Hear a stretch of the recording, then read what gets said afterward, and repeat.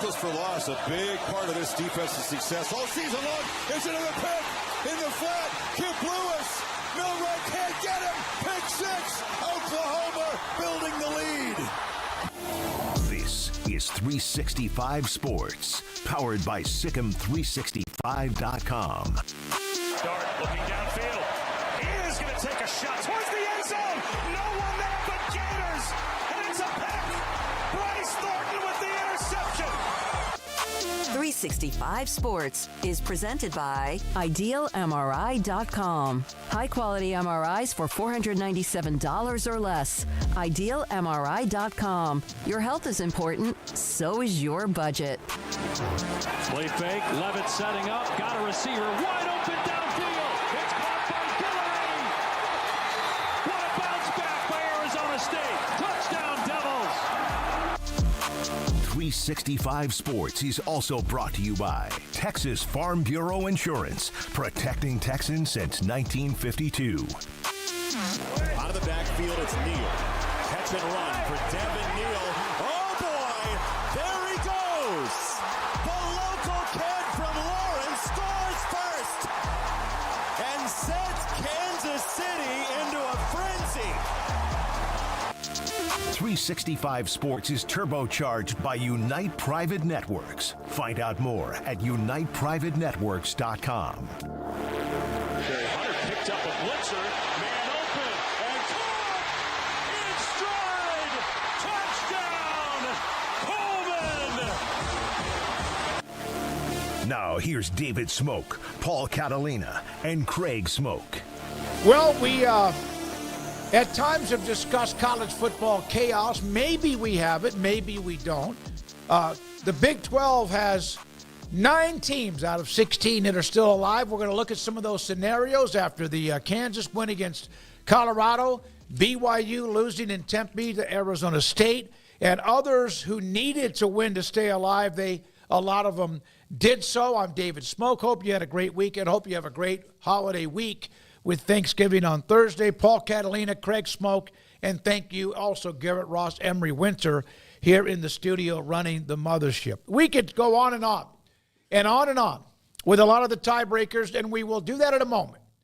But I said this to Paul, and I think Garrett Emery were in the studio when I said this. For how many years in a row did a team that won the national title, for as long as I can remember, win the national title from various parts of what conferences, including the SEC, Big Ten, Pac-12, it's been a while, and then also the Big 12 or ACC?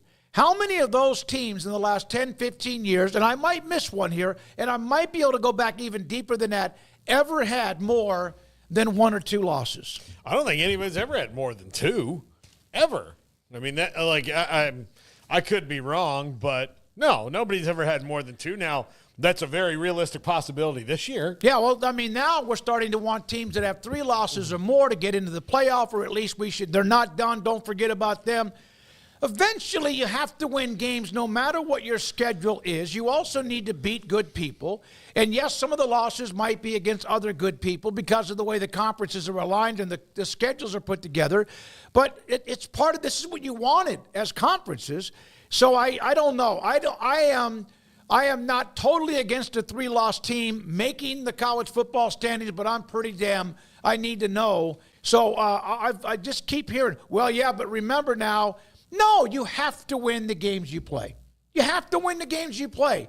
You didn't have a 9-3 team winning the national title that played in the Bowl BCS championship or semifinals. You have to, Craig, win games no matter what your schedule, how difficult it is compared to anybody else. Yeah, you do. And so there's more games out there to be played. I get that everybody's all caught up. I guess we're seeing the effects of the downside of the playoff is that everybody's only talking about the playoff now and not the incredible weekend we just had or the games that we have in front of us. We're already talking about the playoff. So that's a part of this the last couple of weeks. It hasn't been probably my favorite thing because I'm more of a let it play itself out type of guy. And I understand that in the system that we're in, this is not going to be nice and clean and all that, but I'm enjoying the games. I'm enjoying the chaos that it's causing, and I'm not enjoying every single waking moment being spent on what-if playoff scenarios. We've got enough people doing that. We've got enough people pretending like the wins and losses don't matter or trying to do transitive properties and all of that. I saw what I saw on Saturday, games that actually happened and the games that have happened prior to that. So that's what I'm going off of, not on what might happen next week or what might happen the week after or who might whatever. Like, let's see the games play out. And, when we get to the end, like I could have sworn we had this whole conversation across the country last week about what if Army beats Notre. It wasn't even close. Mm-hmm. So, I understand people have to fill airtime, including us, but like, I don't know. I just more of a straightforward type of guy. I didn't spend, an hour of conversation last week about what if Army beats Notre Dame. Like, let's look at the scenarios where that could happen, but they didn't. They didn't even come close to doing that. So that was all completely pointless. So, I understand there's going to be a lot of more what ifs this week, but I'm glad for that reason it's a short week. So we don't have to dive as much deep into it, and we can just sit back here in a couple of days and let that also play itself out. So I get what you're saying, but like you're also playing right into it because we're starting off an incredible weekend with what about playoff talk. So it's working because all the talk's on that, but I also think it is, like I said a second ago, perhaps taken away from the actual games here towards the end. It was a part of the college football weekend. About 8 teams, top 25 teams, lost. Some of them, their first loss, like you mentioned, Army, no one thought Oklahoma would beat Alabama either. And they smoked Alabama 24-3. Now, let's get to the Big 12. Here are the 2-team tie scenarios. This is complicated. We are not going to spend 3 hours going through the different options, but here are some of them. 2 teams tied at 7-2. At 7-2 will be in the championship. All right? 3-team tie scenarios. A Colorado loss in Arizona State versus Iowa State. Arizona State lost, it's Iowa State, BYU. Iowa State loses, Arizona State versus BYU. So you go on and on. There's BYU if they lose. If Texas Tech defeats West Virginia, then if Baylor beats Kansas and Cincinnati beats TCU, it's Colorado, Iowa State. Otherwise, Colorado versus Arizona State, yet again, there is West Virginia defeating Tech. Arizona State beats Iowa State. Then you have a 4-team tie scenario. Arizona State, Iowa State would be a part of that tiebreaker. It is very complicated, as you said, Craig, with what you mentioned. Let's see how these games play out. Yeah, I mean, it's a cluster, and that's a result of some really big results this weekend. The Colorado loss. Colorado had the bag and fumbled it. No other way to put it. Iowa State eked out a win and nearly ruined their chances to have an opportunity here at the end. Arizona State handled their business, even though it was a little wonky there at the end. So, yeah, it's a cluster here with 1 week to play, and 9 teams are technically involved or whatever it was. The number I saw last night, I think it was still 9 teams. I don't know if that's still the case or not, because it seems like every time I look up there's a new, here's the latest scenario, and even the Big 12 has delivered these instructions, but I don't think anybody's all that much clearer on really what to expect this weekend, because a lot of what you weren't expecting happened again this weekend. So it seems, at the top to be pretty straightforward, but it wouldn't be surprising to see, other results go sideways this weekend and get even crazier. But, it's a log jam, and it's been a wild year for the Big 12, and that's not the best thing for postseason hopes, but it is great for just having a really interesting and deep conference race. So, yeah, there's a lot of teams still live, but you're feeling the best right now if you're Arizona State and Iowa State. Those are the 2 that are in control. And then BYU let some of that slip out of their hands this weekend with their second straight loss. So it's a crazy race. It's kind of what we expected, except for I think some of the participants are different than we anticipated, because we weren't thinking Arizona State would be in this position or BYU. But it's been a fun year, and it's all leading up to what should be a really fun weekend, starting with those games on Friday. Sorry about that. I saw an Iowa State fan tweet this out.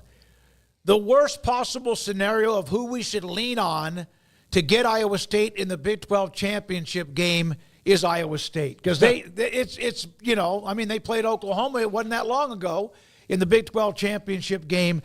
Every fan base in the Big 12, Paul, even those who control their own destiny or not, are close to it, all of them have warts, and all of them have a little PTSD with their Yeah, I mean, with their like team. everybody should be. I mean, it's going to be a nerve-wracking weekend. This last one was very nerve-wracking, with everything that's happened, and the losses and this.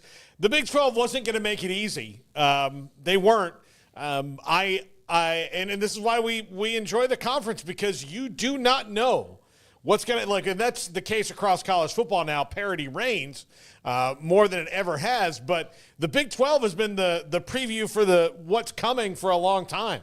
They had balance the last few years. They've had it. They've had, top to bottom fluidity in the conference, which, it's depending on your perspective on things, is much more enjoyable than the same teams over and over and over again. We have no idea who's going to win the Big 12. We're to the last week. We have no idea who's going to play in the championship game, and that makes for a very exciting conference, even if you are one of the teams who's in the hunt right now and you're dying inside. All right, the Big Ten knows at least Oregon is in, right? Mm-hmm.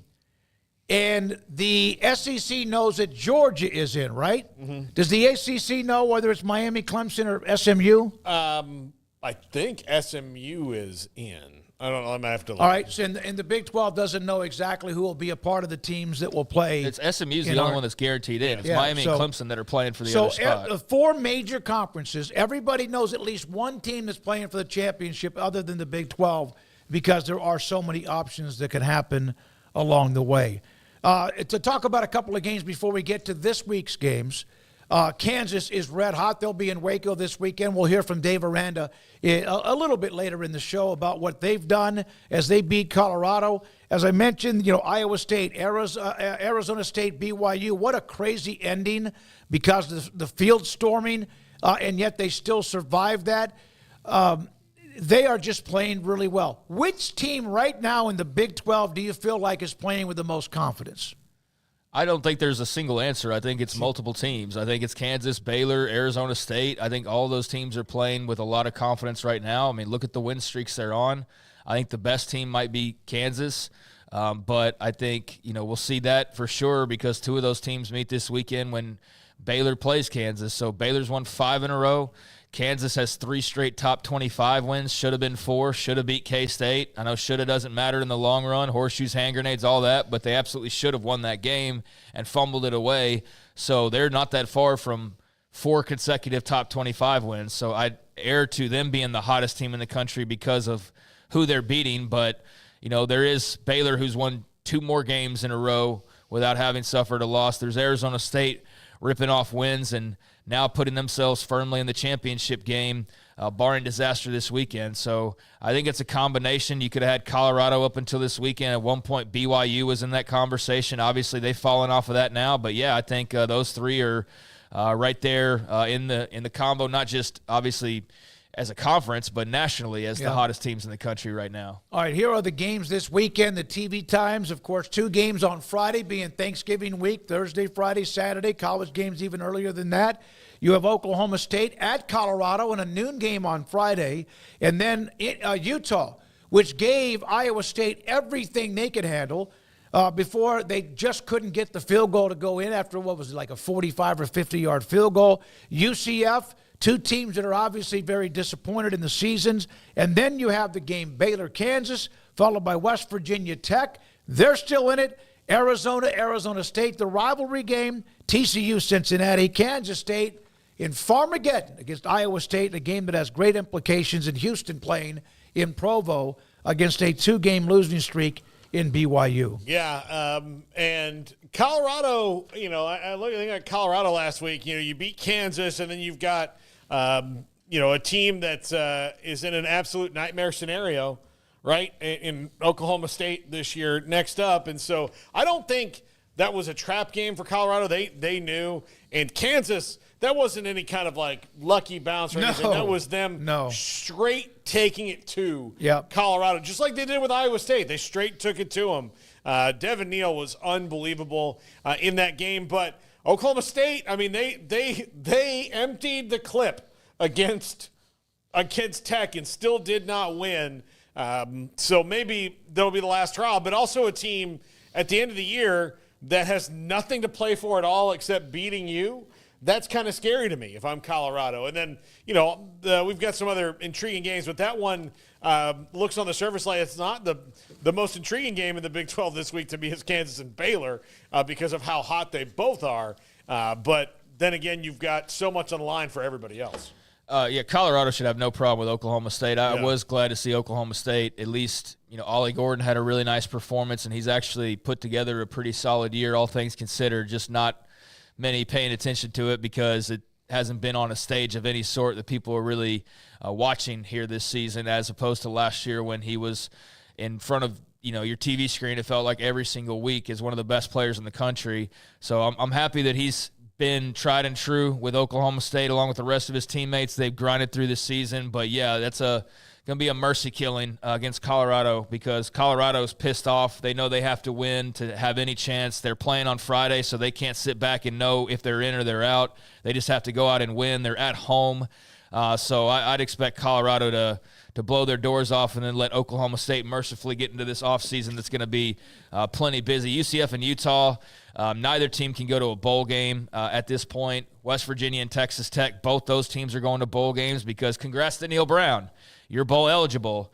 And you would read the mentions of any West Virginia tweet and think that they were 0-11 entering the final week of the season. Fans are unhappy they're going bowling, guys. A lot of fans, not all of them, but a lot of West Virginia fans are unhappy that they're going bowling after their win this weekend. So thanks UCF for that. But Tech's got 8-4 possibility out there. That'd be a nice step forward for Joey McGuire, even though it hasn't been like a really electric year in terms of the big wins and those kinds of things, or even competing for the Big 12 in the big picture. They have put together a pretty nice year. Baylor, Kansas ought to be a heck of a game. Arizona State, obviously you're watching Arizona State there to see if they can win and hold on to their spot. Cincinnati needs a win over TCU to get bowl eligible, or they're going to have lost their last 5 games to go home early, which I've been warning about, and now here they are, and they've got 1 game to win, and they've got to beat TCU. Farmageddon's obviously going to be the big attraction this weekend, and then Houston, BYU, that could be a much bigger game depending on what happens right before it in Farmageddon, because if Iowa State were to lose, obviously that opens the door for BYU, who would then be playing arguably the worst team in the league at home in Provo to go to the Big 12 championship late on Saturday night. Or they could be kicking that ball off knowing that their great run, but these last 2 weeks cost them a spot in the Big 12 championship game. So they'll know by the time they boot the ball on Saturday night one way or the other. But, there's some interesting games, a couple that aren't as interesting because it's going to be the last hurrah for those teams. But it's been a fun year and has a lot of implications again this weekend to close it on out. So it's a fitting end for the Big 12 this year. All right, so here's Brett McMurphy, who I somebody on the chat said, well, you retweet about every one of his tweets. Well, maybe I do. I like it because it's not always just X's and O's. Kansas officially taking a blowtorch to the Big 12 becomes the first team in college football history with a losing record to beat 3 consecutive top 25 teams. They are creating havoc for those who thought and still have a chance, but they have been on quite the road. Dave Aranda earlier today saying that this will be Baylor's best opponent they've played this year. I mean, they're playing better of the good teams they played, of BYU, Iowa State. They're playing better at the moment than any of the teams. Like even Colorado to come back in that game and win on a miracle against Baylor. So all those teams that they lost to, they're really good. In the Big 12, the one that's playing best at the moment when they played them, I kind of agree with that, is Kansas. They are absolutely red hot right now. Yeah, I mean, I could see that. I could definitely see that. You've won 3 straight top 25 games, so you are playing pretty good football because once, maybe lucky, twice, I don't know about that, 3 times in a row, it's definitely not luck you're dealing with. And the fact that it should have been 4 or could have been 4, you're definitely not dealing with luck at that point. So, yeah, I think they're a super tough team. Devin Neal had an incredible game on Saturday. I saw there's some Colorado fans that clearly are just like 11 years old or just old and immature that, we're trying to, this and that. And it's like, dude, Kansas just lined up and beat your ass. Yep. They put up so many yards on your proud defense, like, just take the L, pal.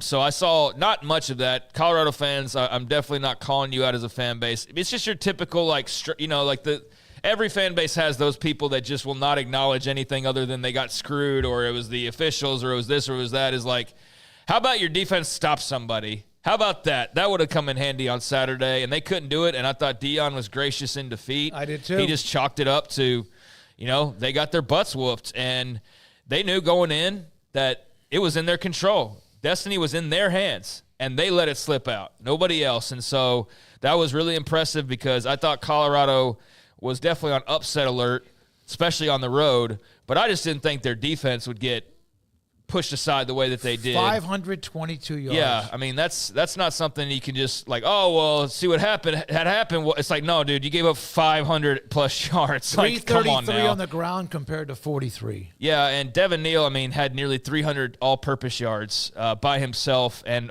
4 touchdowns. So he was amazing. And, Kansas went out and they earned it, and they're tough, and they're going to be really tough for Baylor, who's scorching hot right now in their own right. And, obviously there's the storyline with KUOC Jeff Grimes coming back to Baylor, where he was basically dismissed by Dave Aranda. They had some success together, but it wasn't good the last couple years. Got off to a rocky start in Lawrence. A lot of people questioning if he was the right hire, and good for him. I'm glad for him that here at the tail end, they're arguably one of the hottest offenses in the country as well. So they've really turned things around, and they've been the little master of mischief here over the last month that is in some ways providing a whole lot of entertainment, not only for Big 12 fans and college football fans, but is single-handedly sinking the Big 12's playoff hopes. So take what you want there. Some people will enjoy that. I know other people who root for the multi-bids and all that, like Kansas pretty much burned all that down. So you may not be too happy with them, but you do have to give them credit. Why the term blowtorch from Brett McMurphy made a heck of a lot of sense. So Oregon is in, SMU is in, Georgia is in, and the Big 12 doesn't know because they won't know until games start to be played and games and results and wins and losses come through in the end. By the way, congratulations to Oregon State for winning the Pac-2 with the field goal to beat Washington State. Yeah, but the simplest is that Arizona State and Iowa State win. Yeah. So it's cut to the chase. Arizona State wins, they're in. Iowa State wins, they're in. Boom, there's your game in Arlington, Arizona State and Iowa State. Of course, if they don't, then a lot of other stuff could happen. BYU then steps up and maybe gets that spot. I know then you get into the 4 others that have the micro chances of getting them. But yeah, the most clear cuts Iowa State and Arizona State. But yeah, congrats to Oregon State on winning the Pac-2 championship this year, I guess. Here's the latest AP poll, and again, there's the coaches poll, and then tomorrow night will be another version of the college football standings, and God bless them for trying to sort all this out. There you have Oregon, Ohio State, Texas, Penn State. Man, they had a tight one, right? Was it Minnesota? Yeah. Yeah, and then you have Notre Dame, who hammered Army. Georgia, they sat back and kind of watched everybody. Tennessee benefited the most because of what happened with Alabama, Ole Miss, Miami, SMU. And I have a note about SMU in the top 10 in a minute. Indiana, that game was kind of competitive, and then Downs and Smith and a couple other guys for Ohio State, they're just among the best players in college football, took over the game. Yeah, absolutely. I think Indiana dropped a little bit too much, in my opinion. They have the same exact resume as Penn State. The only difference is that Penn State lost a closer game to Ohio State. At home? Yeah, At Penn State, yeah. what's the resume is the same. I don't care, how you split it. Now, Indiana's still fine at 10. They'll be in the playoff, but I think they got a little ding too much. And Notre Dame's, drilled Army and Navy. Catholics haven't had that much success against the military since the Crusades. So, really, good on Notre Dame. Notre Dame, if they lose to USC this week, that probably puts them in a bit of a bind, but I think that they're all right. Since the other loss is Northern Illinois, who now is 6-5, that has to come into play. Yeah. Right now it doesn't, because they've protected themselves with what they've surrounded themselves with the wins. Is losing to 6 and 5 teams bad? I mean, is it bad? Yeah. Is it? I mean, I don't know. I mean, ask Alabama. Is losing to 6 and 5 teams bad? Well, it's not bad for them. Alabama's at 13. Craig Smoak, your Oklahoma Sooners, who nobody gave a chance. I'm sitting there, had just had my own surprise. Nebraska's bowl eligible, but I look up and OU is 3-3. And the next thing you know, I see an interception. I see a pick six from the kid from Carthage. And they just dominated Alabama, who dropped in the poll to number 13. Yeah, it's weird. I had to pinch myself because I was assured by so many people last week that this was just an automatic win, like all these other hypotheticals that people are throwing out there, particularly in that part of the country where why do we even play the games? I don't know, for reasons exactly like that, you morons. That's why we play the game. So, yeah, I didn't think there was any chance for Oklahoma to win that game, but that's the beauty of college football. That's the beauty of actually lining up and having to go and do it as opposed to just saying that on paper I have a better recruiting class, I get a win here. You actually have to go and take it, and that's what Oklahoma did with just a relentless defense and just enough of a sprinkling of offense. But that defense has been good all year. That hasn't changed, and that's carried them throughout, and that's their calling card. The offense, Jackson Arnold has yet to break out into, full-on Super Saiyan mode like people want him to and expect him to at some point in his college career.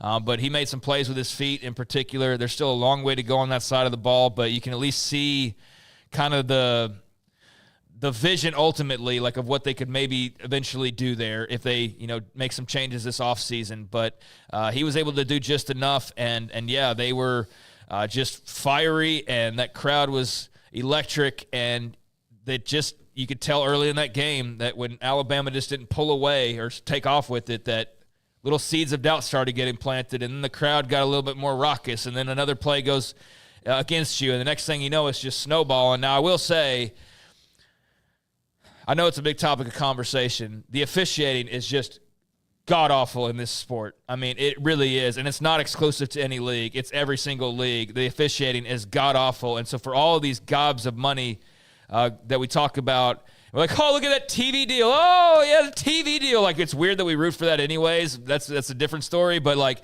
when we talk about all this money that's being spread around and how great it is and how you're better because you have more and all this, how about you hire some damn officials that know what they're doing? Because that call against Alabama on Saturday night really, really flipped that game. And so, well, no. Flipped it? Not flip, but I think it was a big moment in that game. Yeah, but they were down 24-3. It didn't flip it. That was the wrong word. But I think you understand what I'm trying to say. You never know what that would have created. Yeah. But it absolutely just took away all sorts of momentum from Alabama. I mean, you watched the next 5 minutes of that game, and even the announce booth, which Fowler, everybody's just stunned. It's almost like that game hit pause or something, because everybody's like, did that just really happen? Did they really just take that off with that penalty that upon replay doesn't even exist? And that wasn't the only play from SEC officials on Saturday night, or the only game where you had a total head scratcher. But I thought that was a terrible call. So that's not taken away from my enjoyment of the win. That did take away from just my enjoyment of the weekend, was just seeing some calls here and there across the country. But that was an awesome win for Oklahoma. They desperately needed that. To get bowl eligible, given where they were, is a real testament to those players and those coaches. And I'm happy for Brent Venables, and let's see what they can do against LSU coming up to close the season out. I did see some questions of why the flag came out so late, because it wasn't a penalty. At least from the officials' point of view, you cannot have an ineligible touch by an offensive player until somebody actually does touch the football. And when he did, there you go. This is from Babe Laufenberg. Crazy call. If they ruled illegal touch, which they announced, it would not be a penalty until the receiver actually touches the ball, who was the illegal receiver. That is why the flag was thrown late in the play, not because the officials saw that Alabama was about to or just scored a touchdown. So you can't call something illegal until it's touched by somebody who they ruled to be covered up, which was a dumb thing in the first place. Which was not at all what happened. And that's why it was, you can say illegal touch and all that, but the fact was there wasn't that to call in the first place. Yeah. That's where it's like No, it's out of thin air. yeah. It's a call out of thin air in a major moment in a game. And I saw that more than once in SEC games alone on Saturday. Mm-hmm. So if it wasn't for the fact I've seen bad officiating across the country, I think there was something up in that league in particular. I do think they probably have the most high profile. Mm-hmm. But, that was – I don't know. Just in this day and age, you just side-eye things a little bit more than you used to, especially when right after, like, you get slapped in the face with a DraftKings commercial. You know, it's like, all right, it's just kind of weird. Here are the big bangers. There are 2 games. This doesn't even include, by the way, Michigan-Ohio State because it's not a banger. 2 teams, both ranked inside the top 25. A rivalry there in South Carolina. The Gamecocks, who aren't quite out of anything with what they're doing, 8-3 playing Clemson, who's put themselves right back in a position to possibly play for the ACC championship. And then, of course, the renewal of the rivalry. Used to be Thanksgiving night, always was a great game. Texas dominates the series. Last time they played, last-second field goal to win it in Kyle Field. That's where they're going to play Saturday night ABC at 6:30. Yeah, and A&M is coming off a thrilling game where they let Peyton Thorne, Heisman Trophy frontrunner, quarterback who's not at all inspired 7 different wide receivers to transfer away from him, look like Aaron gosh darn Rodgers. I thought he looked like Cam Newton. I mean, it was ridiculous. Golly, A&M just finds ways to do these things when they're in the big spots. And look, they can still make the playoff. They can still make the SEC championship game. But my God, guys, have some respect for yourself. Auburn's not good. Go beat them. And especially with all that happened in front of them, they could have moved up 5 or 6 spots if they would have just won the game. Yeah, that was a very A&M move for sure. Did not see that coming, but I guess credit to Auburn. That was a wild game. A&M sure loves their overtime games. God. They love their overtime games. But, that was wild and just felt very A&M-like to lose with all this momentum rolling in. And then again, maybe it's, I don't know, I'm sure somebody somewhere in College Station spinning is a good thing, right, to get them refocused ahead of this big game against Texas. I don't know. I think that it wouldn't matter if they were 0-11. They're going to be geared up for that one, but that was a terrible loss. And I think this is going to be a really special few days and a really special setting coming up this weekend to see those 2 teams, regardless of what A&M just did, lining up against one another for the first time in a long time. So I'm glad that the annual Thanksgiving tradition of having to hear writers from both sides talk about the good old days when the Aggies and I'm glad we don't have to hear about how great that was. We can talk about how good it actually is once again. And so that's awesome. Although, A&M kind of poisoned the water a little bit just in terms of not rolling in at their hottest when they could have just been on this real big collision course. But it's still going to be a collision. It's going to be awesome. And then South Carolina, Clemson's a big damn deal too. I mean, I know Clemson has had its question marks, but they've had a really solid year. Cade Klubnik's been very good for them.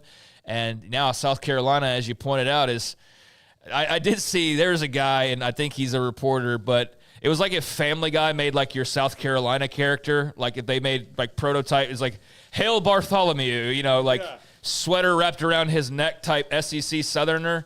And it was a tweet of I don't like hypotheticals, but hypothetically speaking, if the SEC played the schedule of the Big 12, and it was just hilarious because he got roasted because he doesn't believe in hypotheticals, but then went directly into SEC hypotheticals about how they would beat, South Carolina would go undefeated in the ACC and this and that. And that's why at the beginning of the show, I'm just so sick of hypotheticals. I am so very sick of hypotheticals and who would beat who in the minds of Hell Bartholomew or any other completely non-biased fan, mind you. But yeah, he was one of the South Carolina fans that I saw that was really pumping up the playoff angle. So you know what? It's not entirely out of the question.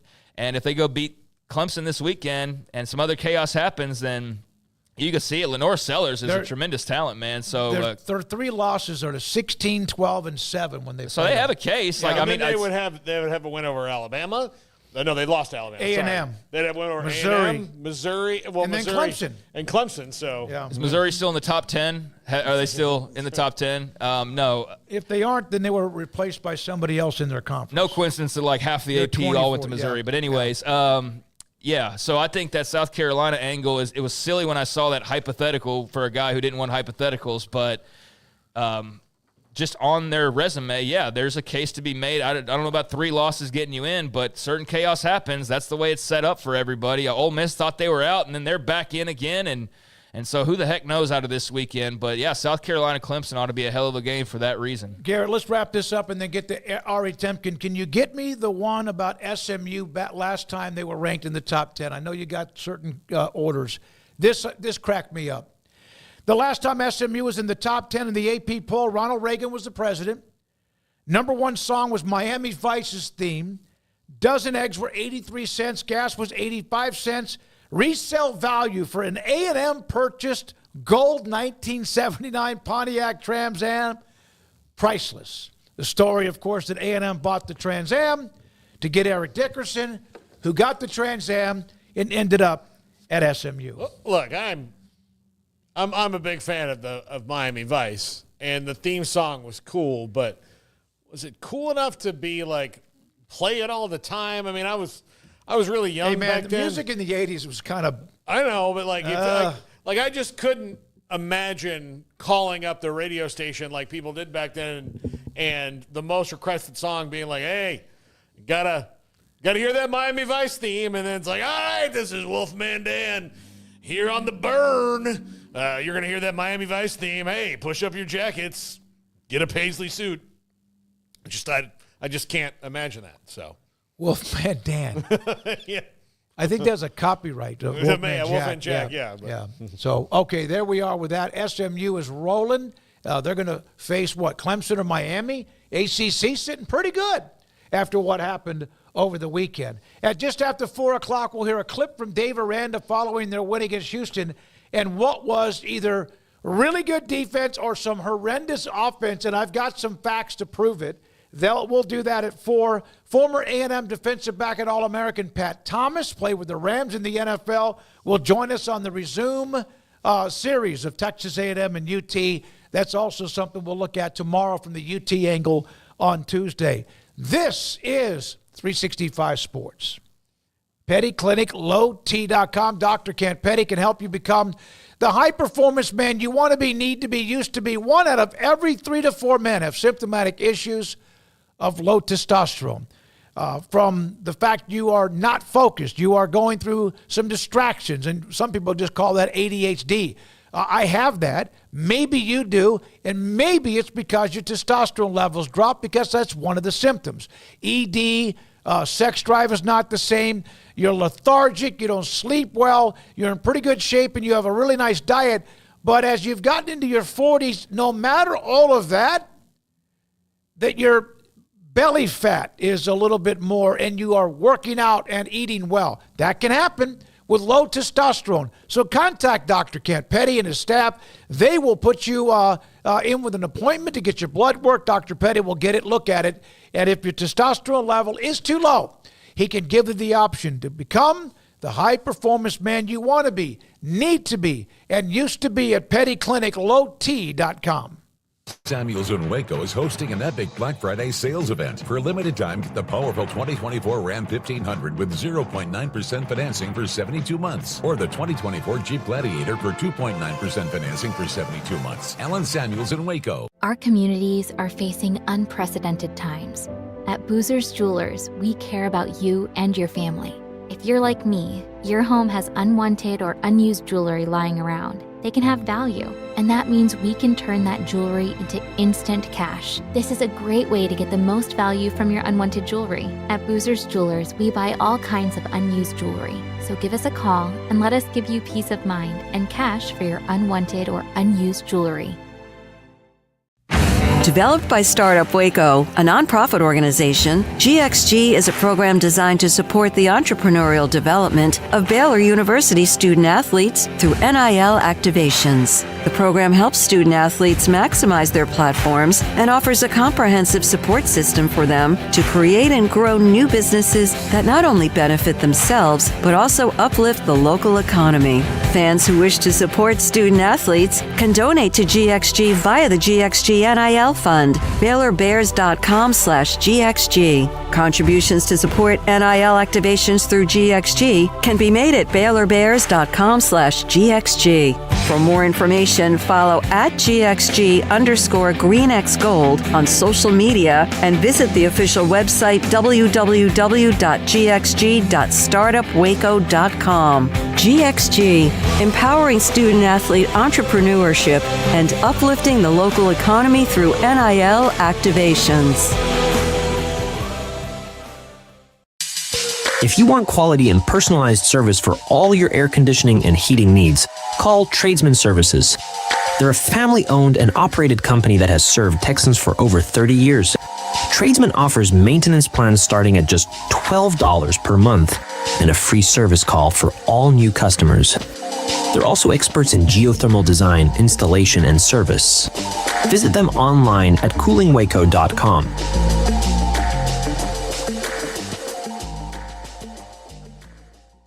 Another so-so pizza from So-So's Pizza? But wait, there's Marco's! Our new triple pepperoni Magnifico pizza is stacked with classic, crispy cupped, and new bold shredded pepperoni. It's triple the flavor, and only at Marco's. Just $11.99.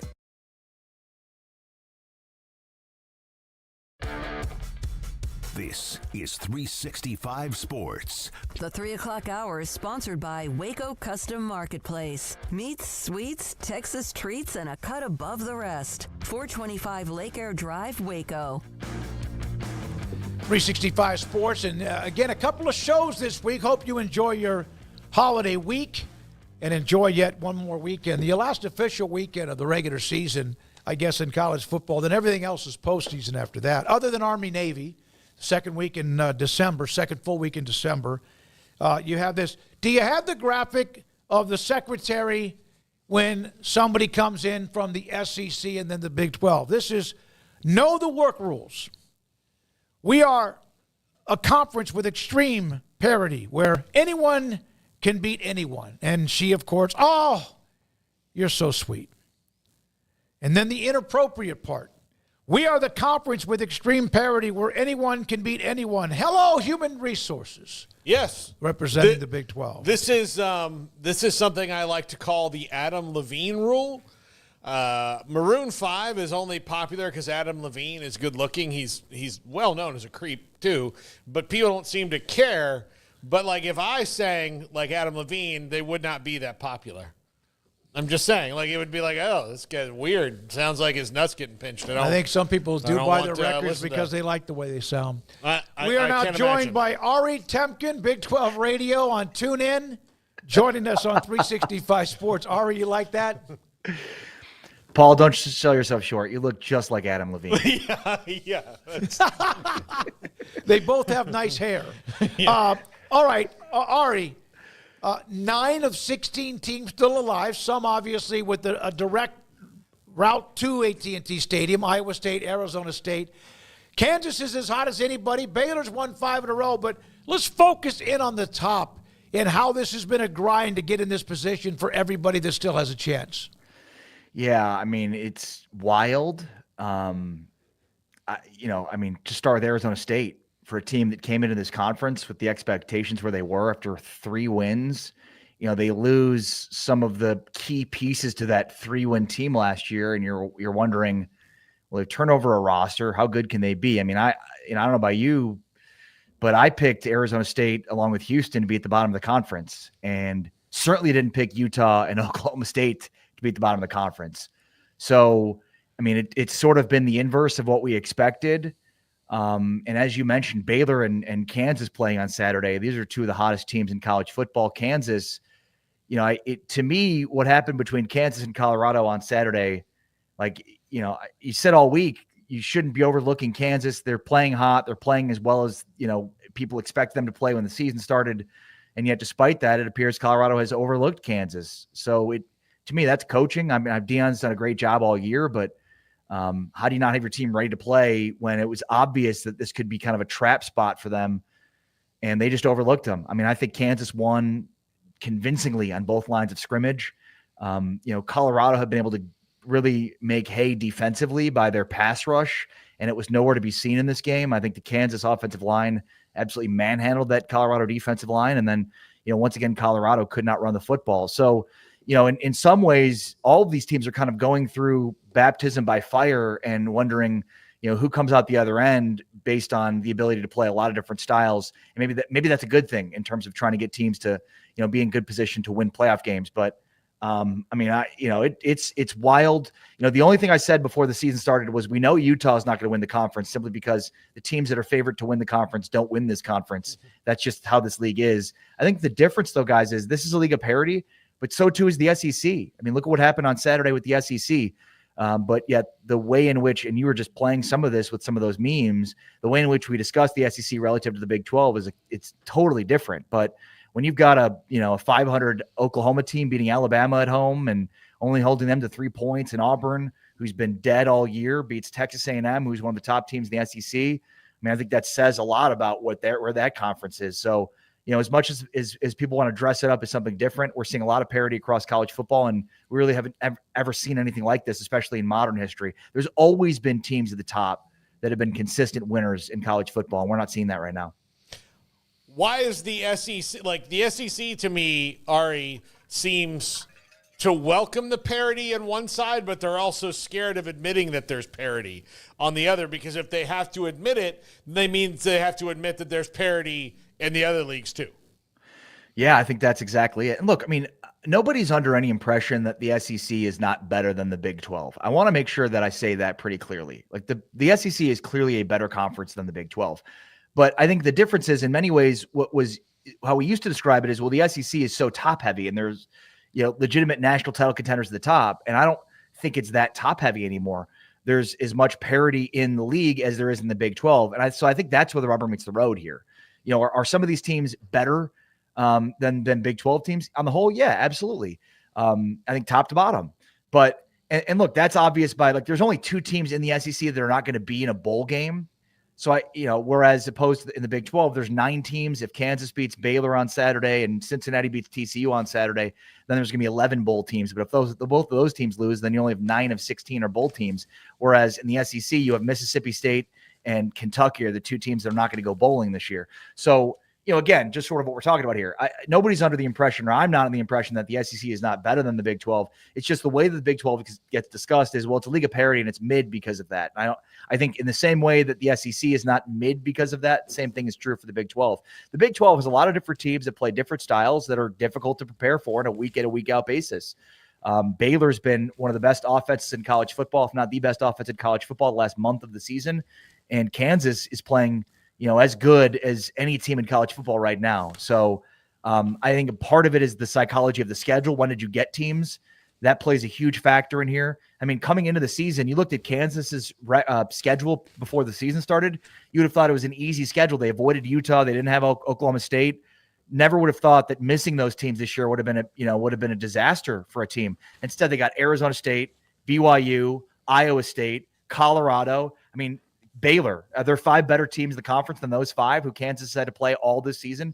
So part of it too, I think, is just expectations based on preseason. And when you look at Kansas, some of these other schedules, it's been difficult to gauge who's going to win week in and week out. So, Ari, the most straightforward path is Arizona State wins, Iowa State wins. It's Arizona State versus Iowa State. If those 2 things don't happen, then BYU has the door open up, or Colorado, or any other number of teams. Just what do you think of just this fall here at the end by BYU? Still a very good team, but man alive, it's right there. You're cruising, and then these 2 stumbling blocks, and now we're in the last week, and it's suddenly not even in your control any longer. Yeah, and look, I mean, they've been really, really good all year, but, I mean, Jake Retzloff, he's just not been good enough in these last 2 games, quite frankly. And I hate to say that because he's had a really good season, and he's, from where he was last year to where he is this year is night and day.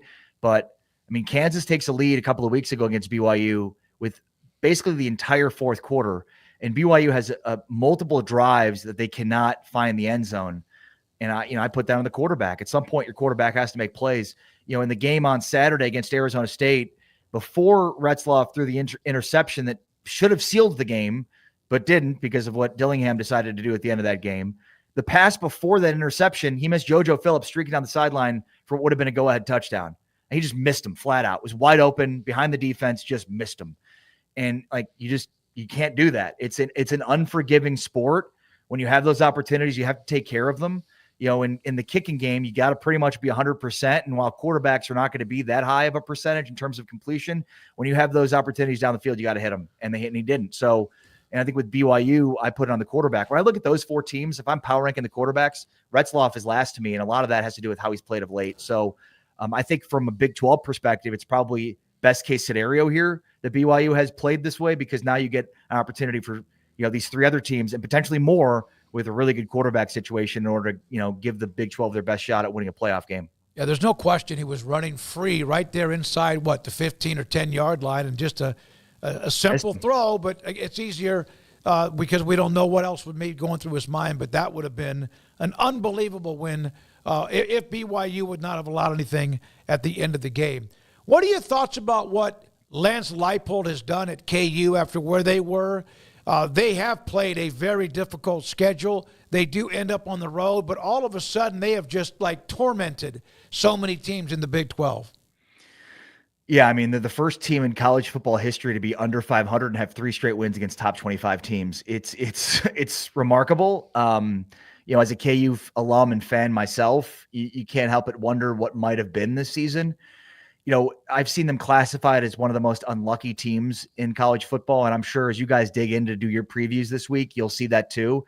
I look at it a completely different way, guys. They were not unlucky. These are not unlucky bounces that went against them. Certainly there are instances of that, but Jalen Daniels was not good enough earlier this year. Way too many turnovers, just too many mistakes made by the quarterback. So it's hard for me to look at this team and say you were unlucky. I think they made their bed. They had to lie in it. That was just how they were. They could not score at the end of halves. They could not score at the end of games. They turned the ball over way too much, especially quarterback. The difference between the last, let's say, 5 weeks and the first 5 weeks have been Jalen Daniels. Jalen Daniels has been as good, in this stretch as he was, when he was named the preseason Big 12 Player of the Year and when he helped lead Kansas to an 8-win season and a loss, to Arkansas in their bowl game a few years ago. Jason Bean last year stepped in and played really well, but Daniels was hurt all year. And then he stepped in this year and played really badly. And I think it was a combination of, Grimes figuring out the play calling situation and the quarterback, having mistakes. But there were games like Kansas has had one of the best rushing attacks all season. And there were games earlier this year where Grimes avoided the running the football when they were running at 5 to 6 yards, 7 yards a clip. Like there was a game earlier this season with Devin Neal running at 7 yards a clip, and they kept throwing the football down the stretch, and that's why they lost. It was just inexcusable. So I think it was a combination of, Jeff Grimes not exactly having the full scope of how he should call plays, especially in a game when you've got a guy that's running the ball as well as they are, and then the quarterback making too many mistakes. So again, they're classified as an unlucky team. To me, they're not unlucky. They made their own unluck. And now we see them do the opposite, like the punt by Jalen Daniels. They practiced that against BYU. Suddenly they're making their own luck because they're making the right plays. But it's so bizarre to look at them because they're one of the best red zone offenses in college football. They have one of the best running games in college football. They have one of the best third down percentages in college football. It's crazy that their record is 5-6, despite being top 10 in some of these major categories that normally define the best teams in college football. It's bizarre. Yeah, Grimes can be a frustrating experience because we saw him here for 3 years. Right. But when he's in his bag and he's got the right toys, it can be beautiful, man. And I think you saw some of that right. Saturday in the last few. And we're seeing that now. You're exactly right, Craig. That's exactly what we're seeing right now. And midway through the season, there's no way they're bringing Jeff Grimes back. And now it's oh yeah, we see they just needed a little bit of time together. And unfortunately, there's no preseason or, nobody cares about that stuff. You got to hit the ground running in college football. And that's why Kansas is where they are. They were 2-6, had to win out against one of the toughest schedules, probably the toughest schedule in college football in order to get to a bowl game. And here they're in the midst of doing that. But it would be so Kansas in 2024 to lose this game on Saturday. Oh, God. Ari, I wanted to go back to what you said about Kenny Dillingham's clock management at the end of that game. He clearly outthought himself to the very end, and I kept going, all right, if I'm going to give them the ball back, potentially, I'd rather have them have the ball, just me kneeling it down with 7 seconds left at the 7-yard line than with 1 second left at midfield, which is what happened, then the officials got all that wrong, and that was just chaos. What happened? It's like nobody ever knew about Tempe and drunk kids before, but they got all that wrong, and it was a mess. But that almost completely undid Arizona State, and as great of a young coach as Kenny Dillingham is, and I think he's going to run the league at some point because he is that good. He really outthought himself there, didn't he? Yeah. And look, I mean, the second half of that game too, in the first half, Cam Scadaboo had 19 carries for 69 yards and 3 touchdowns. He had 12 carries in the second half for 51 yards and no touchdowns. Now, look, BYU's defense did a much better job in the second half, but I've got a 28-3 lead, and I've got a halfback with 19 carries for 69 yards. He better have at least 19 carries in the second half, especially with a lead. So, the fact that he only had 12 carries in the second half was kind of shocking. And again, I know that BYU's defense did better. There was a 3rd and 1 that they stopped him on, and you can count on one hand how many times Cam Scadaboo has been stopped on 3rd and short. But yeah, I just think their approach in the second half on the whole was off. And it wasn't like they sat on the lead. They continued to be aggressive. It wasn't one of those where they weren't aggressive at all with the lead. How are you not running the football more with Cam Scadaboo? And quite frankly, almost exclusively, I'd almost rather them be a little bit more, passive than aggressive in the second half in terms of their play calling, especially when you've got a guy like Scadaboo who's running the way that he was. But then, yeah, I mean, you get the interception there and the game has to be over. And even if it's not, obviously the same situation came down in the Cowboy game, and you had the dude that returned it and Washington let him do it, but that's at a 1-score game. So Washington wanted to keep it a 1-score game, which they did by letting him score. In this situation, you're up 2 scores if you get a touchdown there. So they need to score, get an onside kick, and then score again. The likelihood of that happening versus I have a 5-point lead and now I'm at midfield and I give them a Hail Mary opportunity. It's crazy to me. And then after the game, he tried to play it off like it was the right move. Now today he came out and basically said, no, I made I made a huge mistake. We didn't practice that enough. If we were up by 1, I probably would have taken this approach, but being up by 5, you probably should score to go up 2 scores. It's inexcusable. The backpedaling to take up time, losing yardage. I mean, it was hard to watch. You're watching this what is he doing? Again, there's 100 ways you can go about managing the end of that game. And I get the thought process of not trying to give them the ball back and trying to waste as much time as possible. But when they have 1 timeout and a minute left, it's far too much time to be losing yardage like that, which again, if you're thinking about things that could go wrong if you score, I could think of so many more things that go wrong the way that they played it out. So, and basically none of those things ended up going wrong. I mean, Sam Levitt could have fumbled. They could have had a penalty. They probably should have had a penalty for a grounding on the throwaway on 4th down. They didn't. And then I have no idea how on earth Cam Scadaboo was whistled for a penalty signing an autograph, but somehow, some way their fans weren't whistled after pre-rushing the field. That was more egregious than anything else. I could not believe there wasn't a penalty for that. And by the way, there are videos that I've seen them where Dillingham was just in the grill of the officials. Oh, he was. Which, imagine if it would have been a 15-yard unsportsmanlike penalty on top of them taking the snap at midfield. I've seen at a Cowboys training camp where Bill Parcells actually showed that particular play by throwing the ball, but with 7 seconds left, it's almost as if Levitt miscalculated the trajectory and did not throw it quite high enough or even maybe far enough, or maybe that's as far as he could throw it. But, yeah, a lot of things could have happened. It reminded me of Colt McCoy in Nebraska. Yeah, Nebraska. When the ball hit the railing. Otherwise, if it goes 2 more feet to the right of the inside the railing, it's over. And, of course, Texas ended up winning the game. But that almost came back to haunt Dillingham in the Sun Devils. I bet Nebraska fans were looking at that thinking, 1 second. Yeah. That's an interesting call. And to echo your point, Smokey, about the Parcells thing, I used to work with Dat Wynn, and he talked about that kind of stuff. Parcells was the type of coach that would walk you through every end of game situation.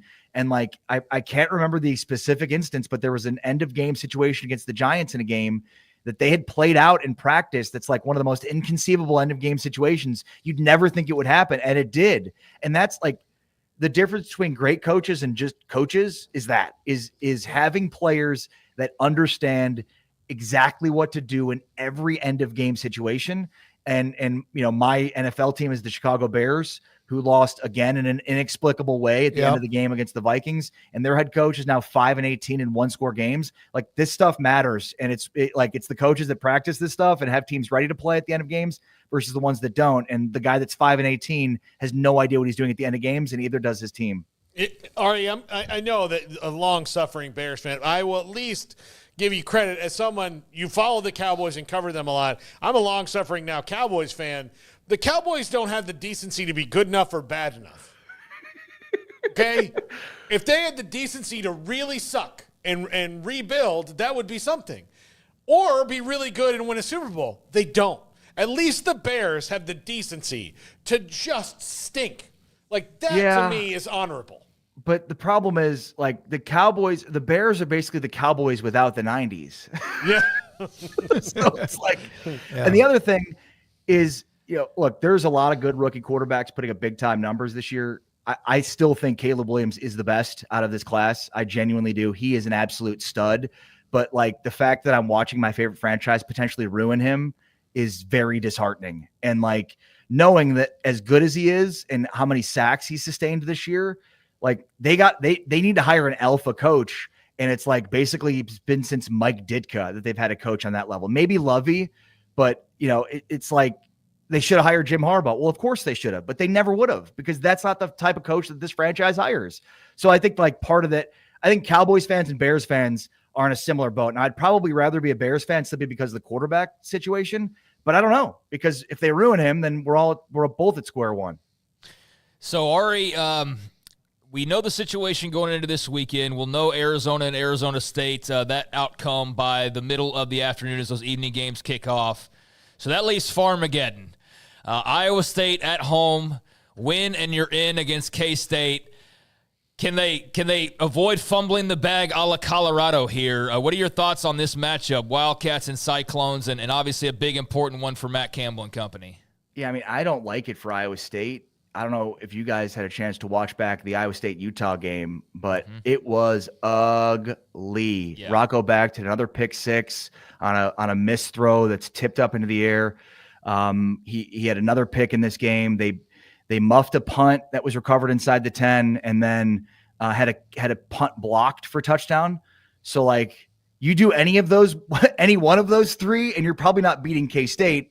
You do all three of them in the same game, and I can't believe you still won the game, and they did. But, I mean, it should have never even been close. Utah is so overmatched. As bad as Utah's offense was last year, and it was really bad, it's way worse this year. And then Utah finally got to a quarterback, their fourth quarterback, Luke Batari, who looked pretty good. And you're wondering, why have we seen Isaac Wilson and been exposed to Isaac Wilson this much when Luke Batari could actually like complete passes down the field? It was remarkable. So, like, it's a miracle that Iowa State was able to pull that game out, again, considering they had a blocked punt for touchdown, they had a pick six, and muffed a punt inside the 10. Like, you shouldn't win a game where all three of those happen. So, like, and these, unfortunately for Iowa State, not anomalies this year. They've had turnover issues all year. Rocco Becht has had the most pick sixes against him on the season, which normally isn't always the responsibility of the quarterback, but certainly in some of these instances, it is. So, like, you do any of those three against K-State, and you're going to lose. I mean, K-State is playing at a very high level, and here's the difference. What we saw K-State do on Saturday is what we saw them do when they were the best team in the Big 12, which is run Avery Johnson, and then off of that, DJ Giddens is unstoppable. Well, they stopped doing that. Whether it was Avery getting hurt in the Colorado game, they really reined him in, didn't want him running the ball as much, and it showed, and they weren't as good. So now that we've come back the others, and they even said coming out of the game on Saturday, last Saturday, oh, we're going to start to run Avery more. Like, you think that's a good idea? Maybe that's the reason you haven't been as good of late. So I'm glad they finally figured that out. And so it's all these things trending in one way for Iowa State, where you've got Avery running the football consistently and how much that opens the running game for DJ Giddens and K-State, coupled with Iowa State's turnover issues. I'm not very confident in Iowa State this weekend. It's just been far too many turnovers for a team, that 3 weeks ago was undefeated and now just can't get out of its own way. Ari, thank you, man. Great stuff. I know the week will be great with your show, 7 to 10. Appreciate you guys. Big 12 Radio on TuneIn Radio on TuneIn. And we'll know next time we talk with him who will play for the Big 12 Championship. Former A&M star, played back in the 70s. Pat Thomas will join us to look back at the rivalry that gets back going this Saturday night at Kyle Field. We'll have that. Phil Bennett at 5, Paul's Top 5, and a lot more to get to when it comes to a lot of things. College football, that's what we do every single day. Thank you for being a part of what we do every day. If you have not yet subscribed to our channel, thank you. Please do, if you don't mind, and if you have, we appreciate you very much for that. This is 365 Sports. The Baylor Club, got a bunch of new notes from them. Proud partner with what we do, 365 Sports. Excited to offer the listeners of this show exclusive deals at the Baylor Club. Ask for Sikkim 365 membership application and receive 2 months memberships free. Stop by the Baylor Club inside McLean Stadium, hosting that game on Saturday, for a complimentary Sikkim 365 VIP tour.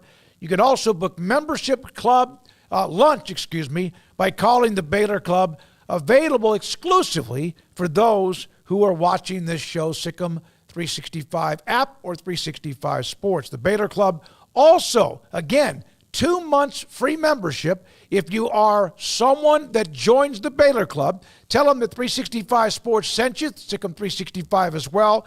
The Baylor Club, 365 Sports, inside McLean Stadium. A game day coming up this weekend inside McLean Stadium off I-35 in the Brazos River in Waco. Hi, I'm Mark Stewart with Bird Colgan Ford. It's that time of year, it's football season. Bird Colgan Ford is a proud supporter of the best high school football right here in Central Texas. BK Ford is proud to sell the #1 selling truck in Texas, the F-Series truck, 47 years in a row. Come see the largest showroom in Texas and experience better at Bird Colgan Ford.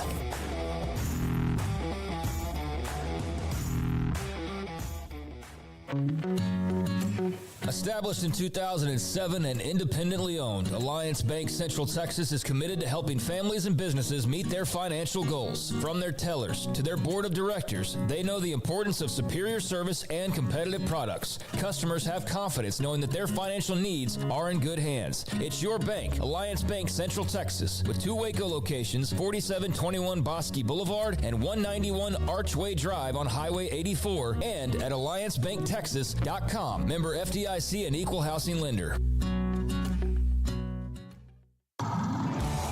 It's football and tailgate season. If you want product for the grill or smoker, charcoal, seasonings, marinades, sauces, Waco Custom Marketplace is your home to help prep, cook, and enjoy your food.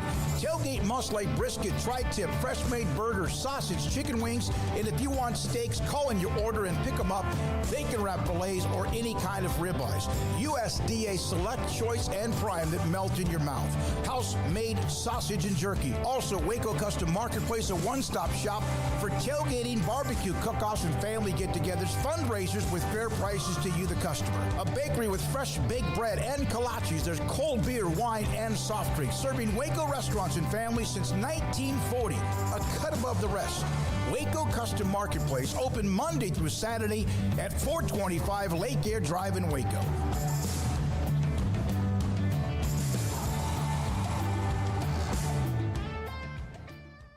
Pizza, burgers, and Bears football. There's no place around Waco that serves them all other than Bubba's 33. Come show your green and gold and enjoy some of Waco's best food and beverages while watching your favorite team, the Bears. When real Bears fans get hungry, Bubba's 33 is the #1 spot for ice-cold drinks, hand-stretched, stone-baked pizzas, and bacon-infused burgers. Join us for indoor or patio dining. Bubba's 33, Waco's restaurant and proud supporter of Baylor Bears football. Sick 'em, Bears. This is 365 Sports. Text us at 254-339-1122. The text line is sponsored by Riverbend's Liquor and Wine, with the most extensive variety of craft beer in Waco. A hidden gem on Lakeshore Drive and 19th Street.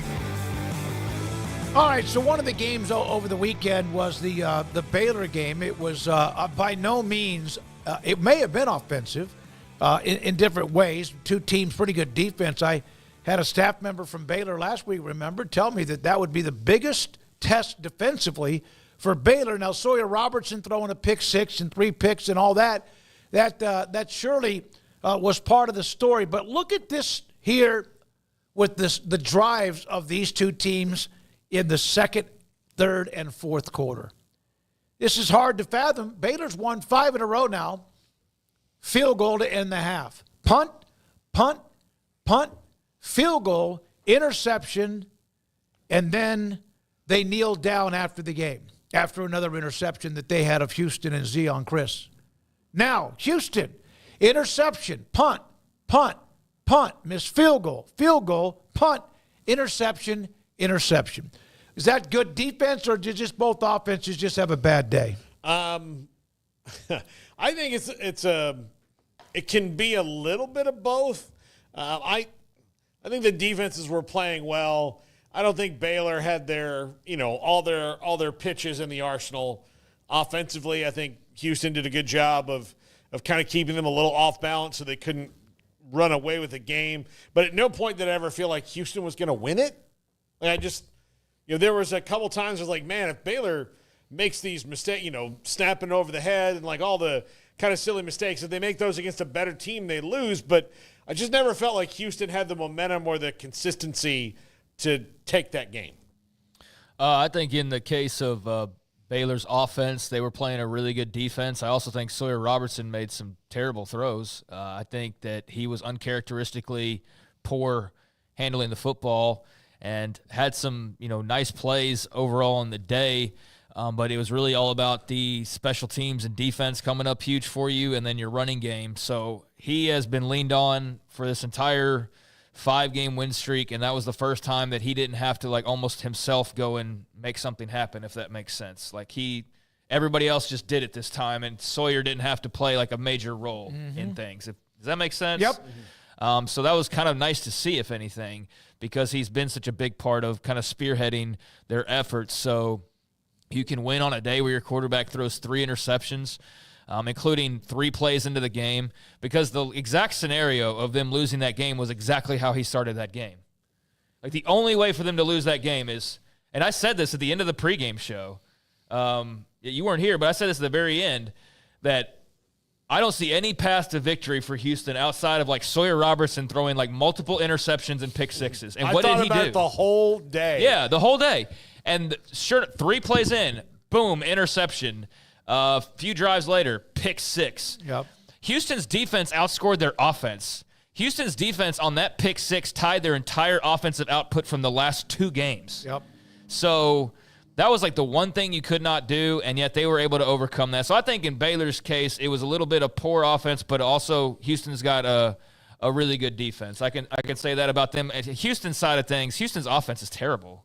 They're absolutely awful, and I don't know where you start, but I do think, and I know this isn't get big YouTube interest on Houston's offseason breakdown, but that's the stuff I'm actually more interested in than a lot of the other hypothetical type of stuff. So I am very interested in what Houston does this offseason, because I don't know what kind of NIL payroll they're playing with. I don't know how they feel about their quarterback spot. Obviously you're not going to – Donovan Smith's not going to be your guy, and Deion Chris may be, but I don't know. You could definitely upgrade there. So, yeah, I don't know. But that was definitely more of Houston's offense is just not good versus Baylor's defense is, playing really well. But I will give them credit for the turnovers and doing their job. But you start with Houston's offense is amongst the worst in the entire country. Well, Baylor's offense wasn't much better. 1 of 8 on 3rd downs in the second, 3rd, and 4th quarter combined.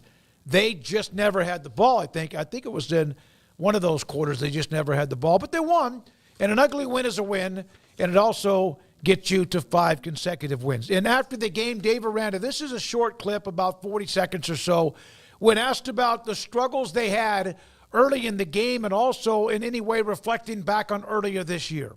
It's hard. It's when you're trying hard and it's not really working, and you don't suck, but there's just a whole bunch of stuff coming at you that you suck, then it's just easy to think that you suck, and so that's half the battle right there, really. That's half the battle.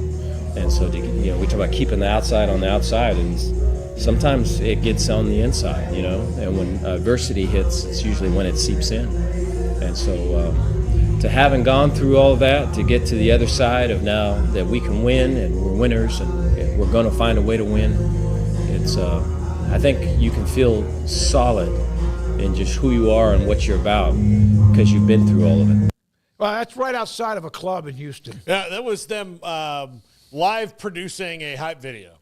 That's what they were doing. I was waiting to see the post game on Saturday, and I now know why we didn't see it, because they were in the middle of whatever that was. Yeah, it was bad. TCU sounds like they were at TCU Stadium, which TCU get a better media area. Like, my God, at this point it's ridiculous. But I guess Houston's is similarly set up, because I was searching for it and couldn't find it, and well, that was the Baylor locker room music in the background. At least at Houston, it's music. At TCU, it's just bam. It's just like sounds and There's a bunch of things being moved. Yeah, that's kind of like, I don't know. I noticed that earlier this year. Like, you guys are better than that at this point. Like, I mean, that's not like painting the visiting locker room walls pink. Like, it's not doing anything intimidation wise. It's just really poor management of your media obligations. But yeah, that right there was mostly just locker room music, which is typically how post games are. It's locker room music, blasting through the walls after a big win. So that was an ugly win, but it was a good win for Dave Aranda and the Bears, 5 in a row.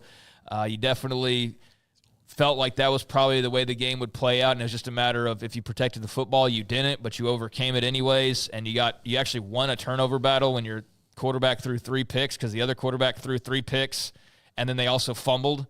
So again, I'm very curious, like, as far as off-season storylines in the Big 12, and I know not everybody likes getting into that macro level, but I am interested in, what does Willie Fritz go and do to try and turn this offense around and make it actually a threat next season? They'll get in the portal. I don't know what their setup is for NIL and whatever else. I think that they will jump into it head first. He just had to try to tread water first. We're now joined by former Texas A&M All-American cornerback Pat Thomas, played in the NFL, has coached there too, and A&M playing Texas, of course, on Saturday. We are the game Saturday night at 6:30, Texas A&M hosting Texas. Pat Thomas was a part of that rivalry for quite some time. Pat, thanks for your time. Your thoughts about them playing again? Garrett, I don't think he's locked in yet. Okay, I think I got my volume working now. Okay, thanks for your time, Pat. What are your thoughts about A&M and Texas after what has been over a decade not playing, getting back together again? Well, I tell you what, I think it's a wonderful thing that's taking place. I'm really looking forward to it. I just hope that it's the kind of fight we used to have back in the 70s. Was every time we played each other, it was definitely a fight.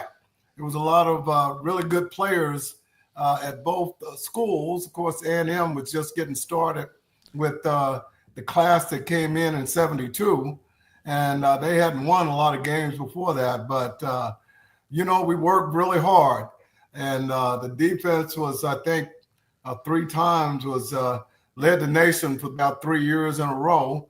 Our sophomore, junior, and senior year, and our offense came along with the wishbone. And our senior year, we were ready to play. And as you know, Marty Akins was at Texas, and then you had Earl Campbell and Claiborne and a lot of other great players that were at the University of Texas. And it was a true rivalry, but it was one of those things where I think everybody on the field was trying to hurt the other team one way or another. You guys had you were in kind of an interesting stretch there, because you were there for the first part of Emory Bellard, who had come from Texas and knew Texas. Was that maybe a little bit of maybe shaking the fear out of the fan base or the mystique that the Longhorns had and getting the Aggies kind of in this rivalry, where since that point it's been slightly more even in the overall, as where before that it was dominated almost completely by Texas? No, absolutely. Well, Emory Bellard was a great man, a really good person, an excellent coach. He got the wishbone started at Texas and was very well known for his capability. When he came to A&M, our freshman class, we had Bubba Bean and Skip Walker and Carl Roaches, Richard Osborne. We had a lot of really good players that were following Emory because of his previous coaching at the University of Texas. We felt like we had a real big chance, and then they hired Melvin Robinson from U of H came in on the defensive side, and you got two great coaches there, people that know how to win. And we've got, I think, 8 players started our freshman year. It was the first year of freshman eligibility. And we wind up growing every single year more and more. And that last year, my senior year, of course, we were going into the Texas game. And after that game, I think we were number 1 in the nation for 1 week, and Arkansas kicked our butts. But that was a long way from the winning that had taken place at A&M prior to Emory coming there and the recruiting that he did while they were there. Pat, would you mind doing me one favor? Would you take the screen and tilt it down just a little bit further so we can see more of you? Would be okay with it? Okay, thank you. Just want to make sure we saw you. There we go. Is that enough? Yeah, that's good. That's good. Thank you that's perfect right there. Okay. So they're now in the same conference. Well, they were in the same conference, and now they're in the same conference, except it's completely different. What are your thoughts about all the changes and conferences and realignment and all the things going on in college athletics today? Well, I think that there's money flowing fluidly through certain programs and not quite the same in others. Everybody's trying to get leverage with the ability to compete, number one. And number two, they're looking at profit, I would imagine, at the schools. And, A&M right now, I think is, I couldn't have made a better choice of the schools that I went to. And when I think about the University of Texas, which I looked up to, I'm originally from Plano High School. And we used to have a lot of players that went to Texas. But my class, we started going to A&M that first year. I think it was 5 of us started as freshmen on the varsity before the end of the year. And everything started growing. We got stronger, faster, and better. And we wound up competing with Texas. But Texas had a heck of a record before that. They were a powerhouse, and they had great players. They're not average players, but great players on that team. I think everybody knows that. So we're really proud at A&M to see the things that we did over those first 4 years. But after beating Texas, I think Emory and our coaching staff and the players that were there when we left, that first class left, realized that they could compete with anybody in the NCAA. Pat, you were also there when R.C. Slocum started at A&M. He was a young assistant there. I know he was an offensive assistant, then he was a defensive assistant. What are your memories of young R.C. Slocum, who became the winningest coach in A&M history down the line? Well, his history speaks for itself. Yeah. As far as his ability to coach offensively or defensively. But, RC is still a great friend of mine even now. RC had that ability to bring good quality people into the program. He was a great coach, don't get me wrong. But when it came to people, he took a lot of things that Emory had, the class, the character. And RC came in right behind Emory, and he was a good person, a person that you trusted kids with that were going off to college, and they were always there. I could remember to the day our coaching staff always being there for us in times of need, especially in lieu of the fact that there'd only been 3 black players to ever play at Texas A&M before my class came in, and at Texas, I'm pretty sure it was pretty close to the same.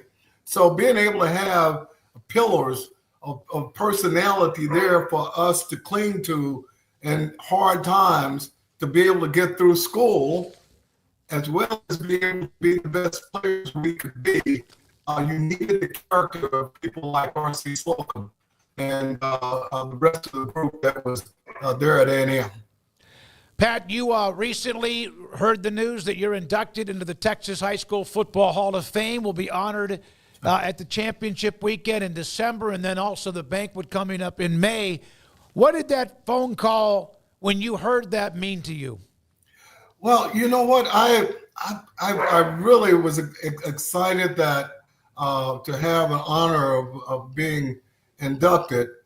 But, you know, it's been such a long time, and I have a lot of things that I treasure about my history in the game of football and life.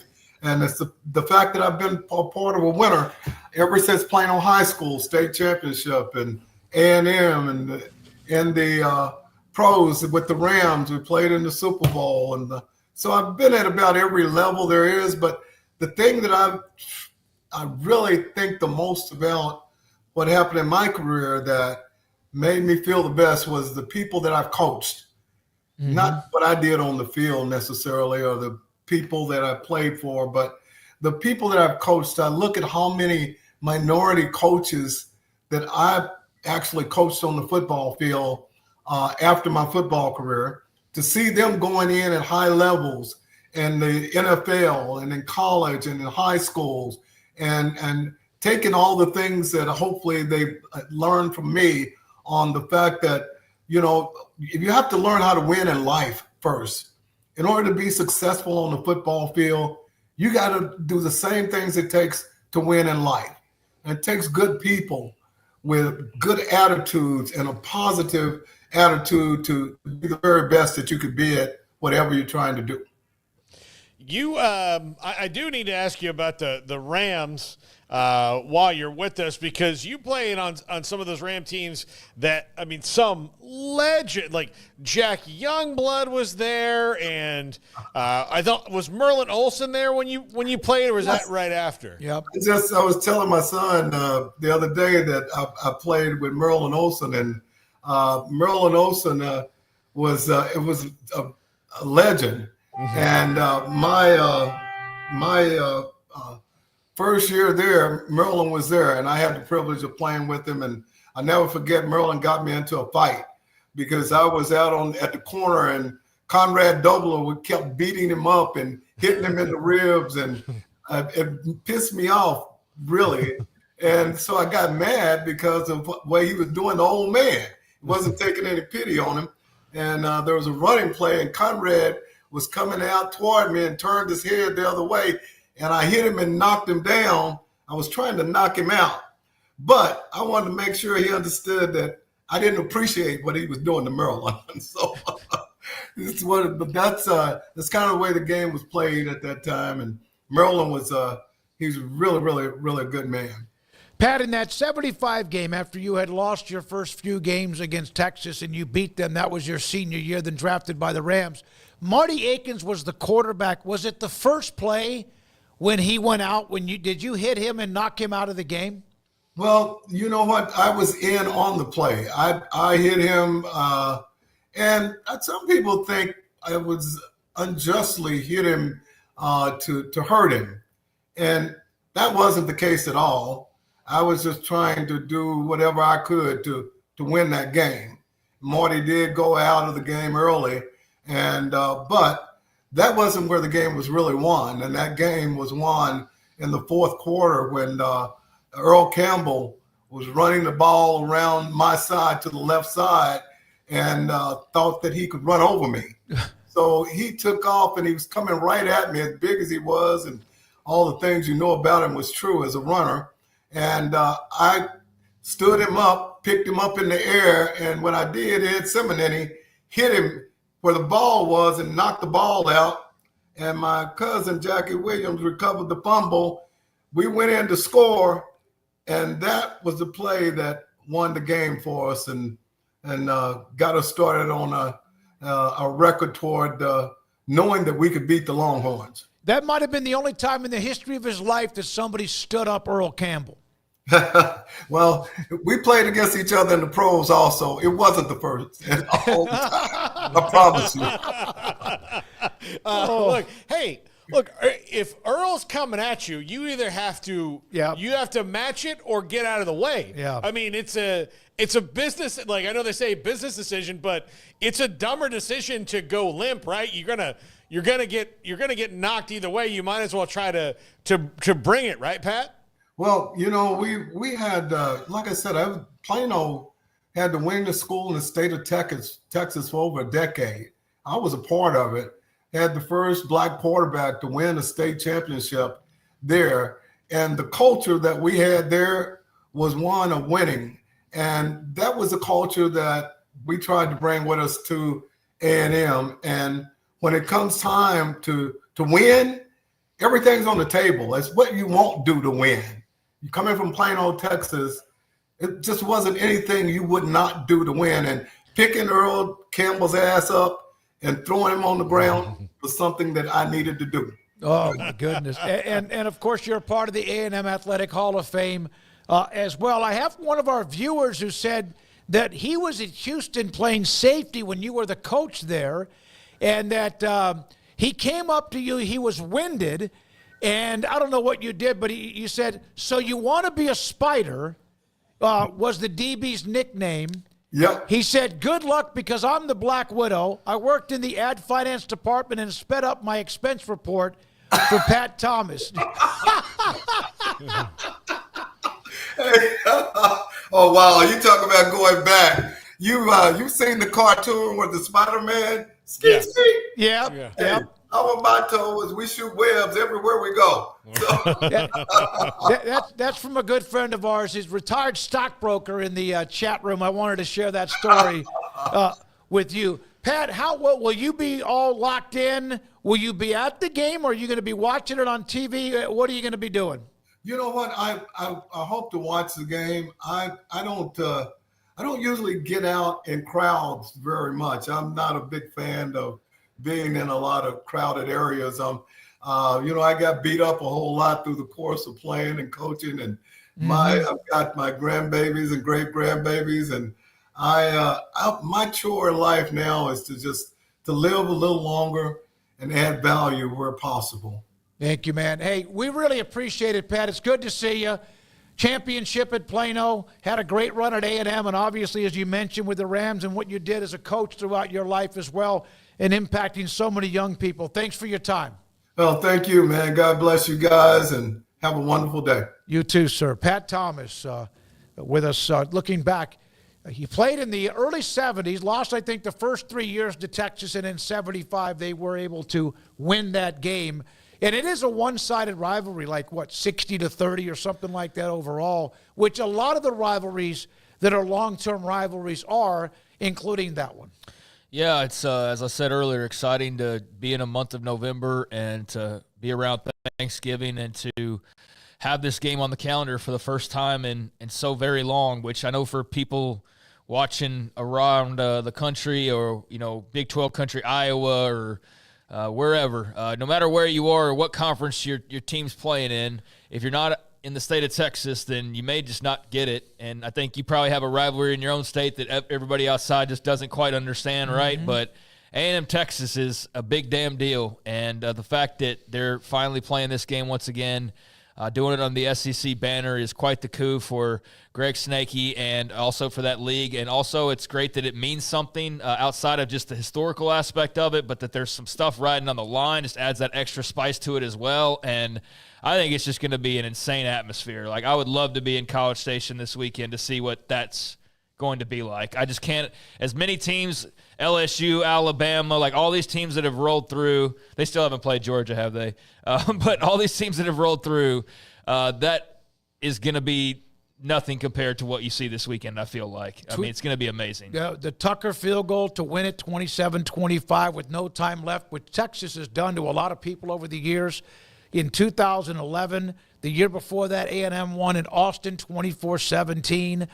76-37-5, the overall series. And the last time they played was in 2011. Then A&M went on to play in the SEC. Texas A&M has still not played Georgia.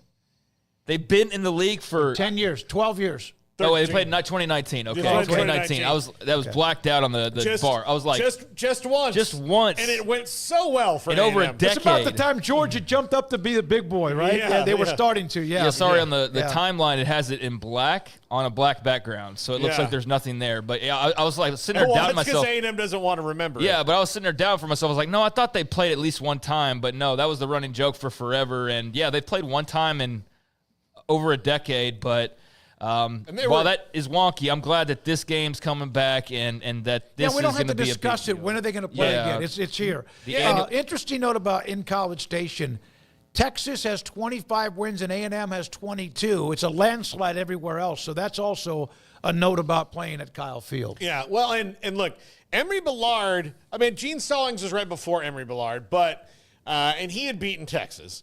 But I think Emory Bellard's teams historically were the ones, that's why I asked Pat about it, that kind of shook the, like, oh, my God, it's Texas out of it. And it became, they actually could look at them as a little bit as equals for the first time ever. And then when Jackie Sherrill and R.C. Slocum came around, R.C. Slocum had it flipped on its ear for a good run. That's why he's the greatest coach in A&M history, because he took it to Texas like 6-7 years in a row at one stretch, then eventually lost control of that. But yeah, now it'll be interesting to see in the new era of the rivalry how they actually feel about each other and whether there's no mystique factor with these players right now, because when the last time they played, they were like 8 years old. Yeah, Bellard won a couple of games in a row, 75, Pat Thomas, 76. But overall, he, of course, like everybody else, a losing record. Then Slocum, Sherrill, then Slocum had a nice little run with winning 10 of 11 at one point from 84 to 94. Craig, you going to add anything else?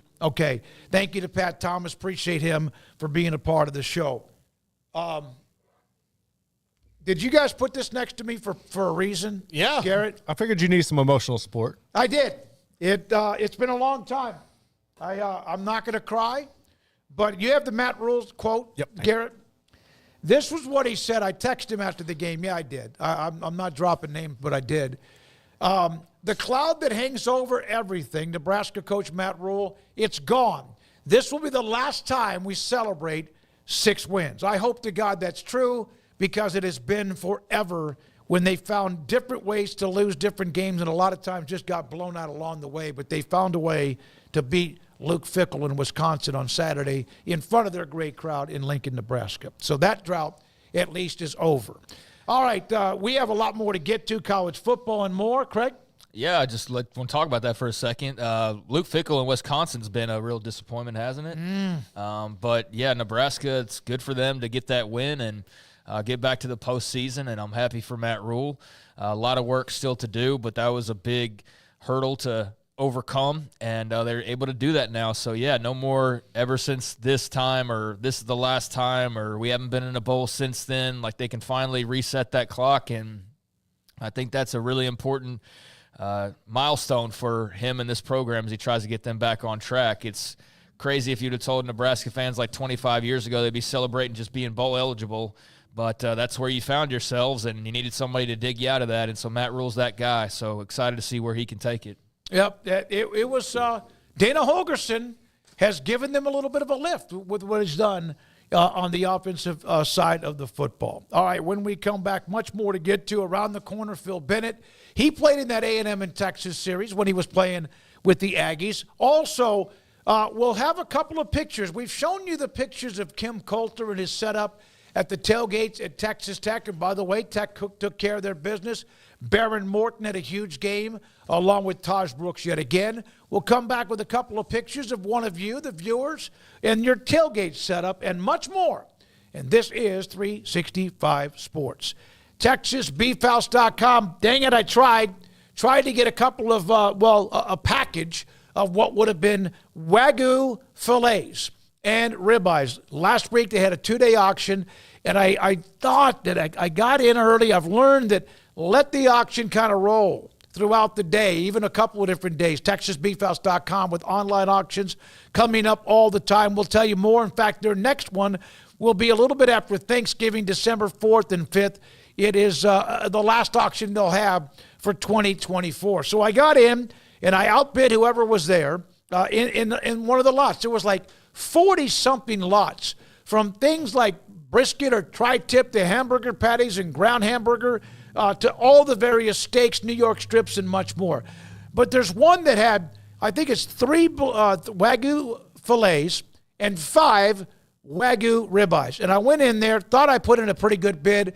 And I mean, it wasn't a minute after I did that I got an alert that I was outbid again. I said, okay, let's get competitive. Went in there, put in another bid. And it hung there for a while, and then right at the end, somebody outbid me. But that's fine. It's kind of fun. If you win, you get great product. If you lose, you go back and do it again. You get to buy Wagyu steaks, Wagyu beef at the price you want to pay, not as what on a sticker where you go negotiate at the front desk when you're checking out your groceries. No, you can't. It's what the sticker says, right? Based on what the butcher shop puts on that steak. At TexasBeefHouse.com, you decide the price you want to pay for great farm-raised Angus cattle and Wagyu beef at TexasBeefHouse.com.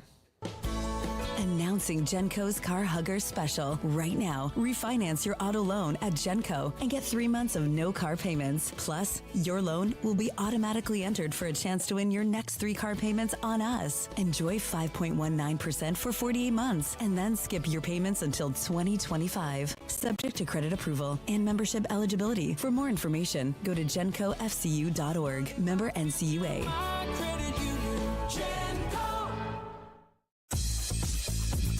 Baylor Scott & White Southwest Sports Medicine and Orthopedics, the team physicians for Baylor Athletics, diagnosing and treating all sports-related injuries, including concussions. These specialists also provide orthopedic services for athletes and non-athletes alike, whether it's knee or shoulder pain, a wrist injury, orthopedic spine care, and even an arthritis and total joint clinic. Trust the doctors Baylor Athletics trust. Baylor Scott & White Southwest Sports Medicine and Orthopedics wants to get you back in the game. Ready to take your business to the next level? Carrion Solutions has got you covered. We deliver world-class IT consulting, including Quest On Demand and Migration Manager, M365 and Exchange migrations, Active Directory assessments, security hardening, and Windows Server upgrades. Our experts specialize in consulting, monitoring, support, and managed IT services. We promise vision, professionalism, and unbeatable value. Satisfaction guaranteed. If you're not happy, we make it right. Remember the name Carrion Solutions. For more info, email sales@carrionsolutions.com or visit carrionsolutions.com. That's CARRION solutions.com. Carrion Solutions IT success guaranteed.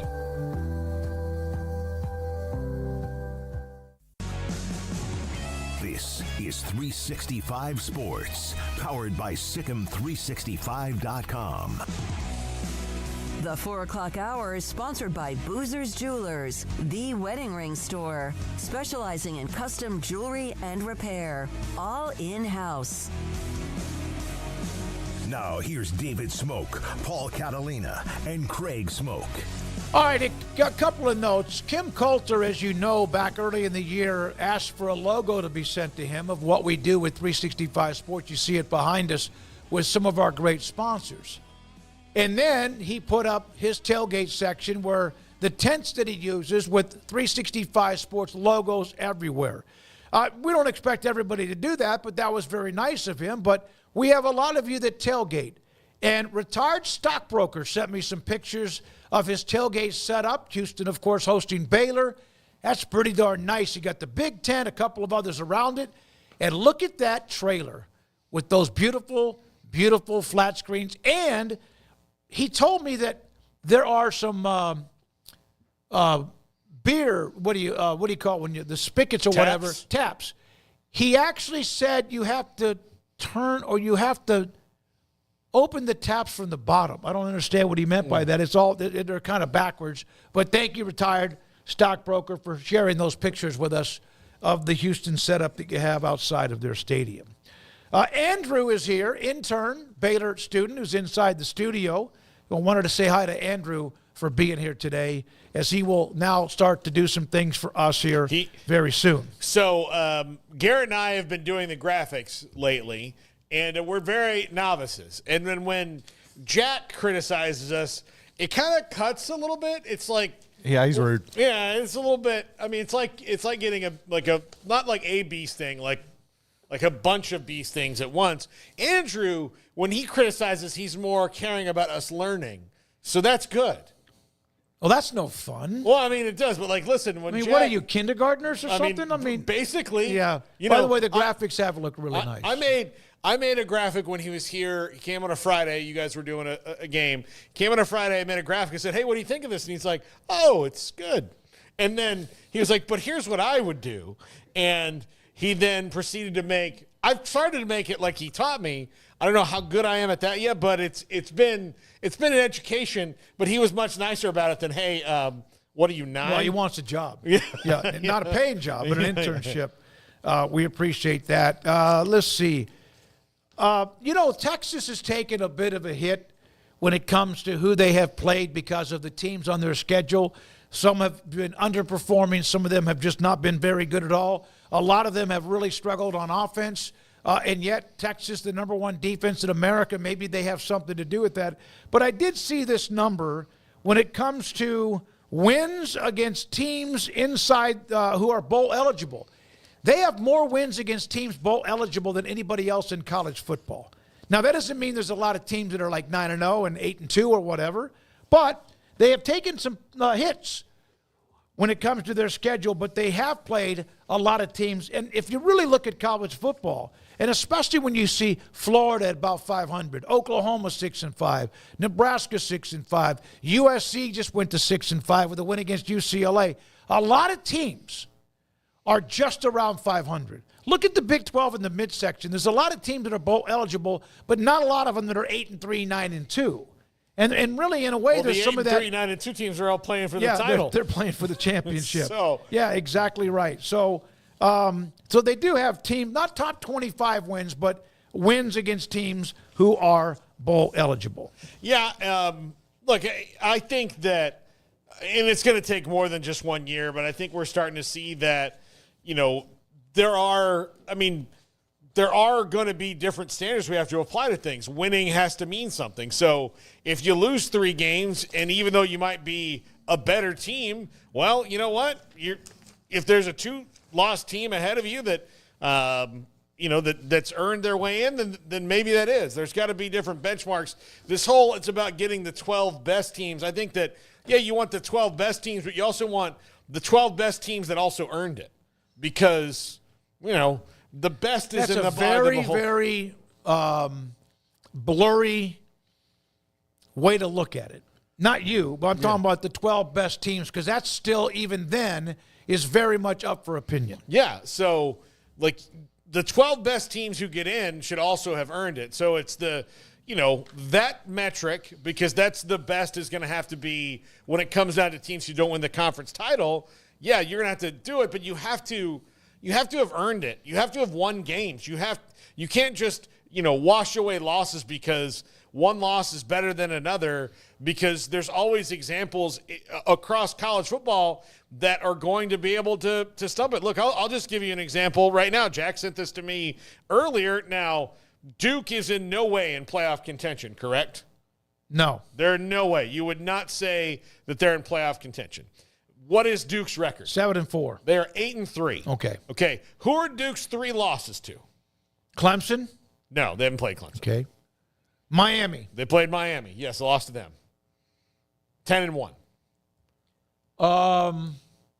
Got to be somebody in the SEC. No, they're all 3 in conference. Okay. They've lost to Miami, who's 10-1, SMU, who's 10-1, Georgia Tech, who's 7-4, and beat Miami, by the way. Alabama's 8-3. Their losses to a 9-2 Tennessee team, a 6-5 Vanderbilt team, and a 6-5 Oklahoma team that until Saturday night, most of the Oklahoma fans didn't want to see any of their faces ever again enter Gaylord Family Stadium because they hated them so much. So, again, it's in the eye of the beholder, but whose resume? Yeah, but here's what happens, and Craig, please come on in with this, that people look, when you're a name like that, a lot of times, but they do have the win against Georgia. They do have the win against Georgia. How much does that offset losing to mid-level teams with records based like Vanderbilt and Oklahoma? I mean, I guess it matters a lot. It's a mess. think that, the case of Texas where you started off talking about this, they just haven't played in many exciting games. So you just don't think about them. There's been like zero excitement around the actual games themselves outside of Georgia. The Oklahoma game was a total wash. That game mattered not at all. Had very little hype compared to what you expected it might have going into it because Oklahoma started off so poorly. So for Texas, it's not their fault they played an easy schedule. It's not their fault Michigan stinks compared to what you thought that they would be, or that Oklahoma was the same way. Vanderbilt, that's one of their biggest games this year, but A&M's top 15, so they'll have a big win or they'll have a loss that sends them the opposite direction after this weekend. I'm just like, I get all the conversation around the comparisons and all that, but it's just so messy, and it just matters who you're talking to because there are people who just aren't as smart as other people, and there are people who are very biased. And there are people just have their different ways of thinking, and it's frustrating for me to try to have conversations with people who just say, well, South Carolina would beat Iowa State, and therefore, those types of things. So, I don't know. I think Texas has done, for example, if you want to just focus on them, everything they should do up until this point. You lost to Georgia, got beat up pretty good, but outside of that, you've handled the schedule in front of you. And you know what? Maybe it's not good enough for Jim or Tim or whoever's got a hot opinion on Texas' schedule right now, but if they go beat Texas A&M and they go win the SEC championship game, enough said. Then you can shut the F up. Yeah. And that's the part about this all that drives me insane is that we're doing this every week, and I get why. Like, that's the whole point of college football fandom. But for me, just the way I think, I'm just like, let it play out. Like, I just don't have the energy to argue with you and get hardcore arguments about something that could change in 3 days. You know what I mean? And that's what it was like with, BYU with the start of the playoff rankings. It's like, hey, these first rankings, don't worry about it. It's not that big of a deal. But, yeah, as you go along, they get more important. And everybody's flipping out about where BYU's ranked. Where are they now? Oh, they're down. Like, it doesn't matter, right? Yeah, So, you got to play the games in front of you. So Texas' schedule. Same thing with Indiana. Yeah, Texas' schedule's not maybe what you think it should be cracked up to be, but that is not in their control. They've technically played 4 and are about to play their 5th top 25 team if you want to use the at the time they played them metric. So, yeah, I get the cases being made, but Texas is like way back in the line of the cases to make about trying to knock people. Like they're like 20th in line for that conversation. I think what we've become, and I don't know if it's just in sports, we now argue about the person who's also a part of the conversation and what they're not good at or what's wrong with them or they have warts. And it's kind of like that now. I don't know, maybe it's been like that for 100 years, but it just seems like whenever there's a conversation of 3, 4, 5 teams, we spend a lot of time on what's wrong with somebody rather than the fact that they have a schedule, and I'm not propping them up. Michigan, Oklahoma, Georgia, Florida, Arkansas, and I know Florida and Arkansas have not been all that great of late, and A&M, who's their longtime rival, despite the fact they haven't played since 2011. That's pretty salty. The style points argument, collapses in on itself for all but like one team a year. Like, there's going to be one team. Well, actually, now it doesn't look like who's got a perfect, like, every game looks great. Oregon's number one. They've been the best team for the last couple months, and they were already ranked high, but do they have a schedule that, you could make a hot girl calendar out of and go like, man, I don't know if I love Miss December or Miss October more? No, you don't, because, again, we go back to parity. Everybody has them, so you like to go like, oh, well, this team, they won the game. Did they win the game?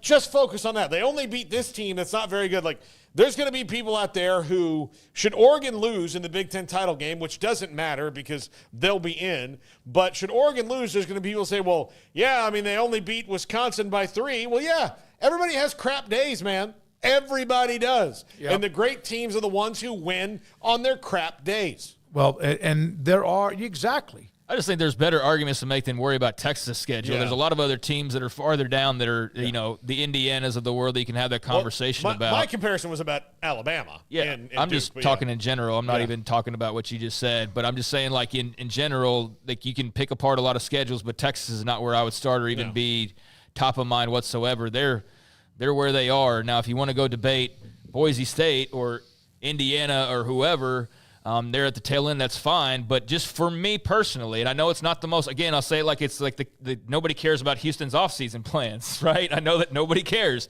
except for me and a few other people. But like Willie Fritz does, yeah. Yeah, but I don't care about the Twitter arguments. I just don't care. I don't care because it's going to change on Friday and Saturday anyways. Like Tennessee last week was like, this is bull, this is blah, blah, blah, we're getting left out. You're number 7 this week. Mm-hmm. Like it's so all that was for nothing really. So I just don't get caught up in all that social media back and forth. I let the games speak for themselves. I know that that's taking away a ton of what college football fandom, especially online, is, because so much of it is the throwing, salvos at the other conferences, the other teams. I personally don't get caught up in that. I'm more of a let it play out. It played out for Tennessee last week. It played out for some others last week. And it didn't play out, in the case of a Colorado and teams like that. So who knows what is in store this week, but it's all set up for a lot of calamity, a lot of chaos, and a lot of bickering and a lot of mudslinging, and that is college football's essence. So we are where we're supposed to be, and this expanded playoff has definitely, I think, if anything, just ratcheted things up a couple of notches. I just think that because it was one of the most intense games, and Georgia jumped into Texas's business with the defense forcing short fields and scoring, and then that UT made the run, kind of like they did against Washington. That was one of the most intense games and got real close of being 31-6. Yeah. But in the end, Georgia had to go, 90 yards and convert a 3rd and long, and eventually won the game. Play again. Let's see what happens. And hell, they might even play yet again down the road if they end up playing in the SEC championship game. It would be a huge deal for A&M. It really would be amazing because of what all this means, the convergence of the new schools into the SEC, and because they tease the hell out of people. Their fan base, they tease them so much. And had that game with Auburn down 21-0 and then have a chance on a flea flicker to win the game with a catch, game's over. And they couldn't do it. All right, now a couple torture. Yeah, that was so Texas A&M. I mean, in some way, I mean, it wasn't the biggest loss. If they had done that against Texas, that would have been so Texas A&M. Would be to lose that type of a game. So not necessarily to Auburn, but yeah, to let some of the air out of the balloon right before what would be this. I mean, it's going to be a mega matchup anyways, but really you did take some of the air out of it. It's still a big, big, big deal for the people involved, and I think the country will take notice of that as well. But yeah, how could you just not win that game and really have it at full max power? Instead, you stumble against Auburn, but oh well. Yeah, and then if they win that game, there is still a slight chance because of, again, what happened in front of them, that they could play Texas and lose in a shootout, let's say 30-27 or whatever the score might be, hell, maybe 8-6. And you could still be up for consideration when they go to the 12 teams. All right, UTSA.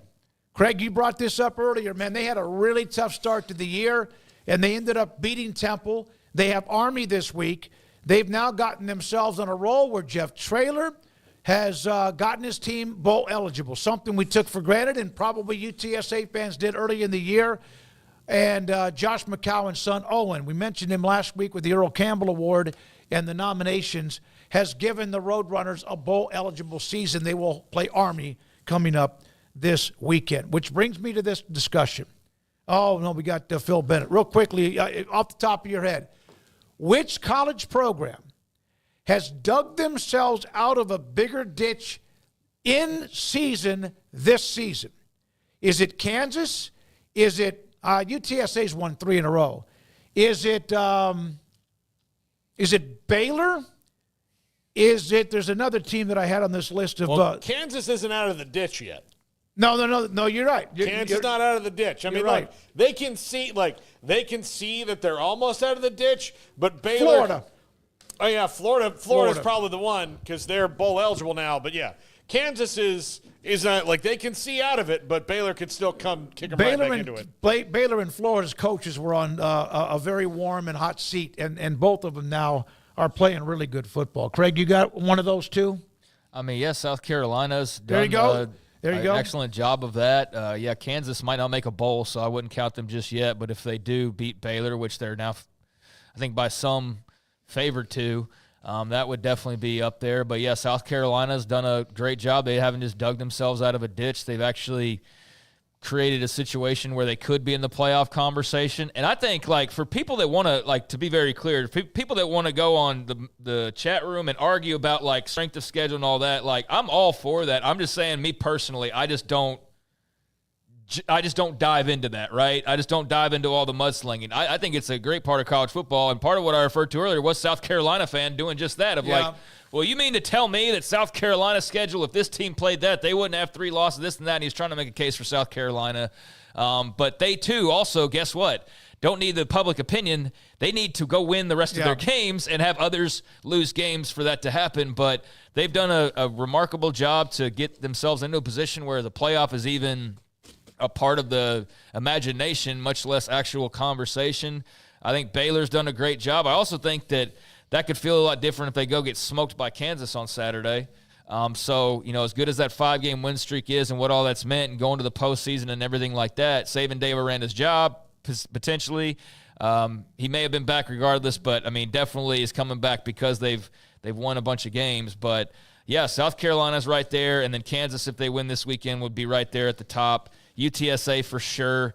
Great job by Jeff Traylor to get them bowl eligible, and he's got a brewing star there in young Owen McCown. So, Florida, hats off to the Gators as well. They've done a great job of just righting the ship. After we get Phil Bennett and his segment, do you have that highlight we can show after Coach Bennett of Shadur? All right, we'll get that in the debate about the hit on Shadur Sanders. It was up for many Twitter discussions over the weekend in that nice win by Kansas against Deion in Colorado. When we come back, Phil Bennett, this is, again, every weekday, 3 to 6, 365 Sports, Paul Catalina, and, of course, what he has with Off the Radar, which is on every single day, Monday through Thursday from 1 until 3. Back in a moment. Just received this text from Ted Teague, CEO, General Manager at Allen Samuels, Dodge Chrysler, Jeep, Ram, Fiat. Up to $10,990 off MSRP on the 2024 Jeep Gladiator Mojave. I don't know what it is about Mojave, but I love saying Mojave. Isn't that a desert?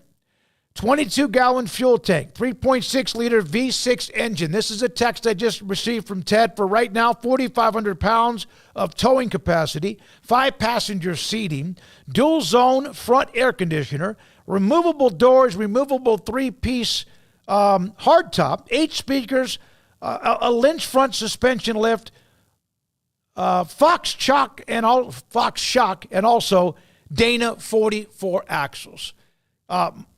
I've been driving a beautiful Jeep, a Grand Wagoneer, a Grand Cherokee, the L Edition, Jeep Grand Cherokee L Edition, limited edition. It is phenomenal. This Mojave, Jeep Gladiator 2024 Mojave, $10,990 off MSRP right now on the lot at Allen Samuels. And, of course, they have the Wagoneers with a couple of different brand styles of what they do. Unbelievable SUVs, the Ram trucks, and more. David Gray is the sales manager. He's the one eventually you can talk to, and, of course, his staff. And Ted Teague, CEO, General Manager, Allen Samuels, Dodge Chrysler, Jeep, Ram, Fiat, in Waco, Loop 340 east of 84. If you want quality and personalized service for all your air conditioning and heating needs, call Tradesman Services. They're a family-owned and operated company that has served Texans for over 30 years. Tradesman offers maintenance plans starting at just $12 per month and a free service call for all new customers. They're also experts in geothermal design, installation, and service. Visit them online at coolingwaco.com.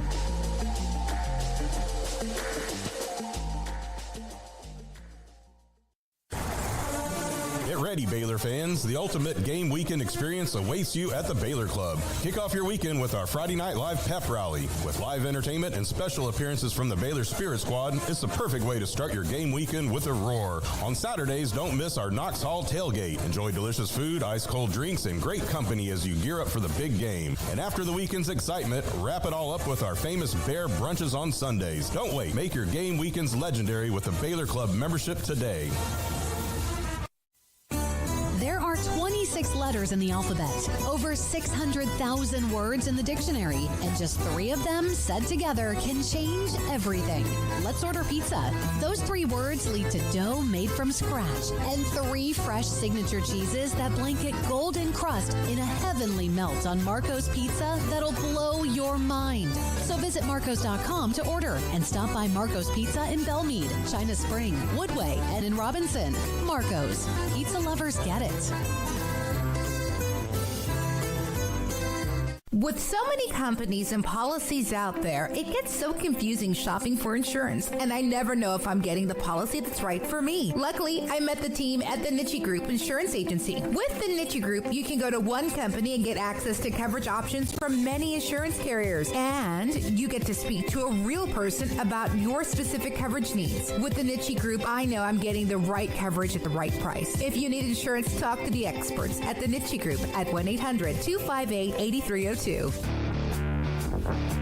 This is 365 Sports. The Sikkim 365 app is brought to you by Allen Samuels Dodge Chrysler Jeep Ram Fiat. Come by, let's be friends.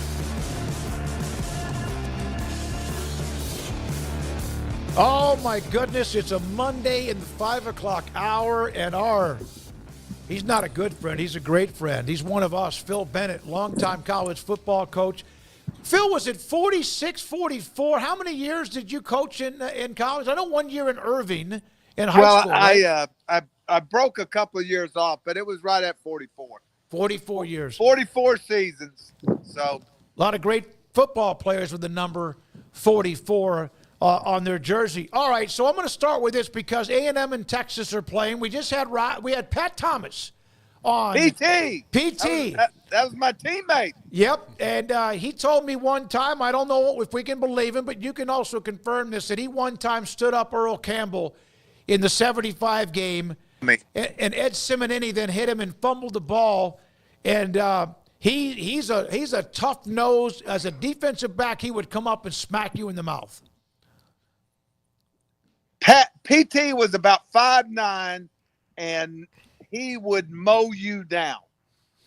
He had a cousin that was a safety named Jackie Williams that actually knocked Marty Akins out of that game. Yeah, we brought that up, and Pat said he was a part of the tackle because UT fans thought it was a dirty hit. Obviously, he had some knee issues, but he mentioned it was Williams and that he was a part of that tackle, and that stopped the streak for A&M to win against them after a while, right? It became the first game. We went there in 74, thought we could beat them, and it was 17-0 before we said, don't do it. And, in 75, we were good. We were actually better in 76. We went to Austin. I think I told you this.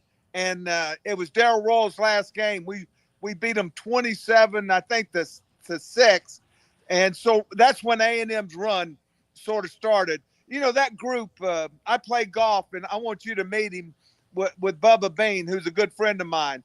And that group in 72 that Emory Ballard of African-American players that A&M started getting, it changed the trajectory of that series. What was your favorite A&M Texas memory? Paul, I think it was the memory of what I said in 76. We went over there. We were really a good team. We had lost to U of H early in sort of a close fluke game. We didn't have our quarterback settled. And then we go on a run, and I felt at the end of the year we were the best team in the country.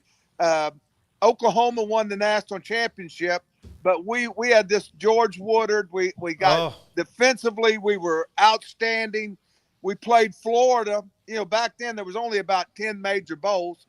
We played Florida in the Sun Bowl and really we thrashed them. And but the Texas game that year, as I said, they always, if you're losing, they start singing that poor Aggies, and they couldn't see it. They couldn't say it that day. Coach, what's just the buzz like between all of the people that you know, all the former players, the people in college? I mean, I can't imagine. It's just once in a lifetime type of buzz.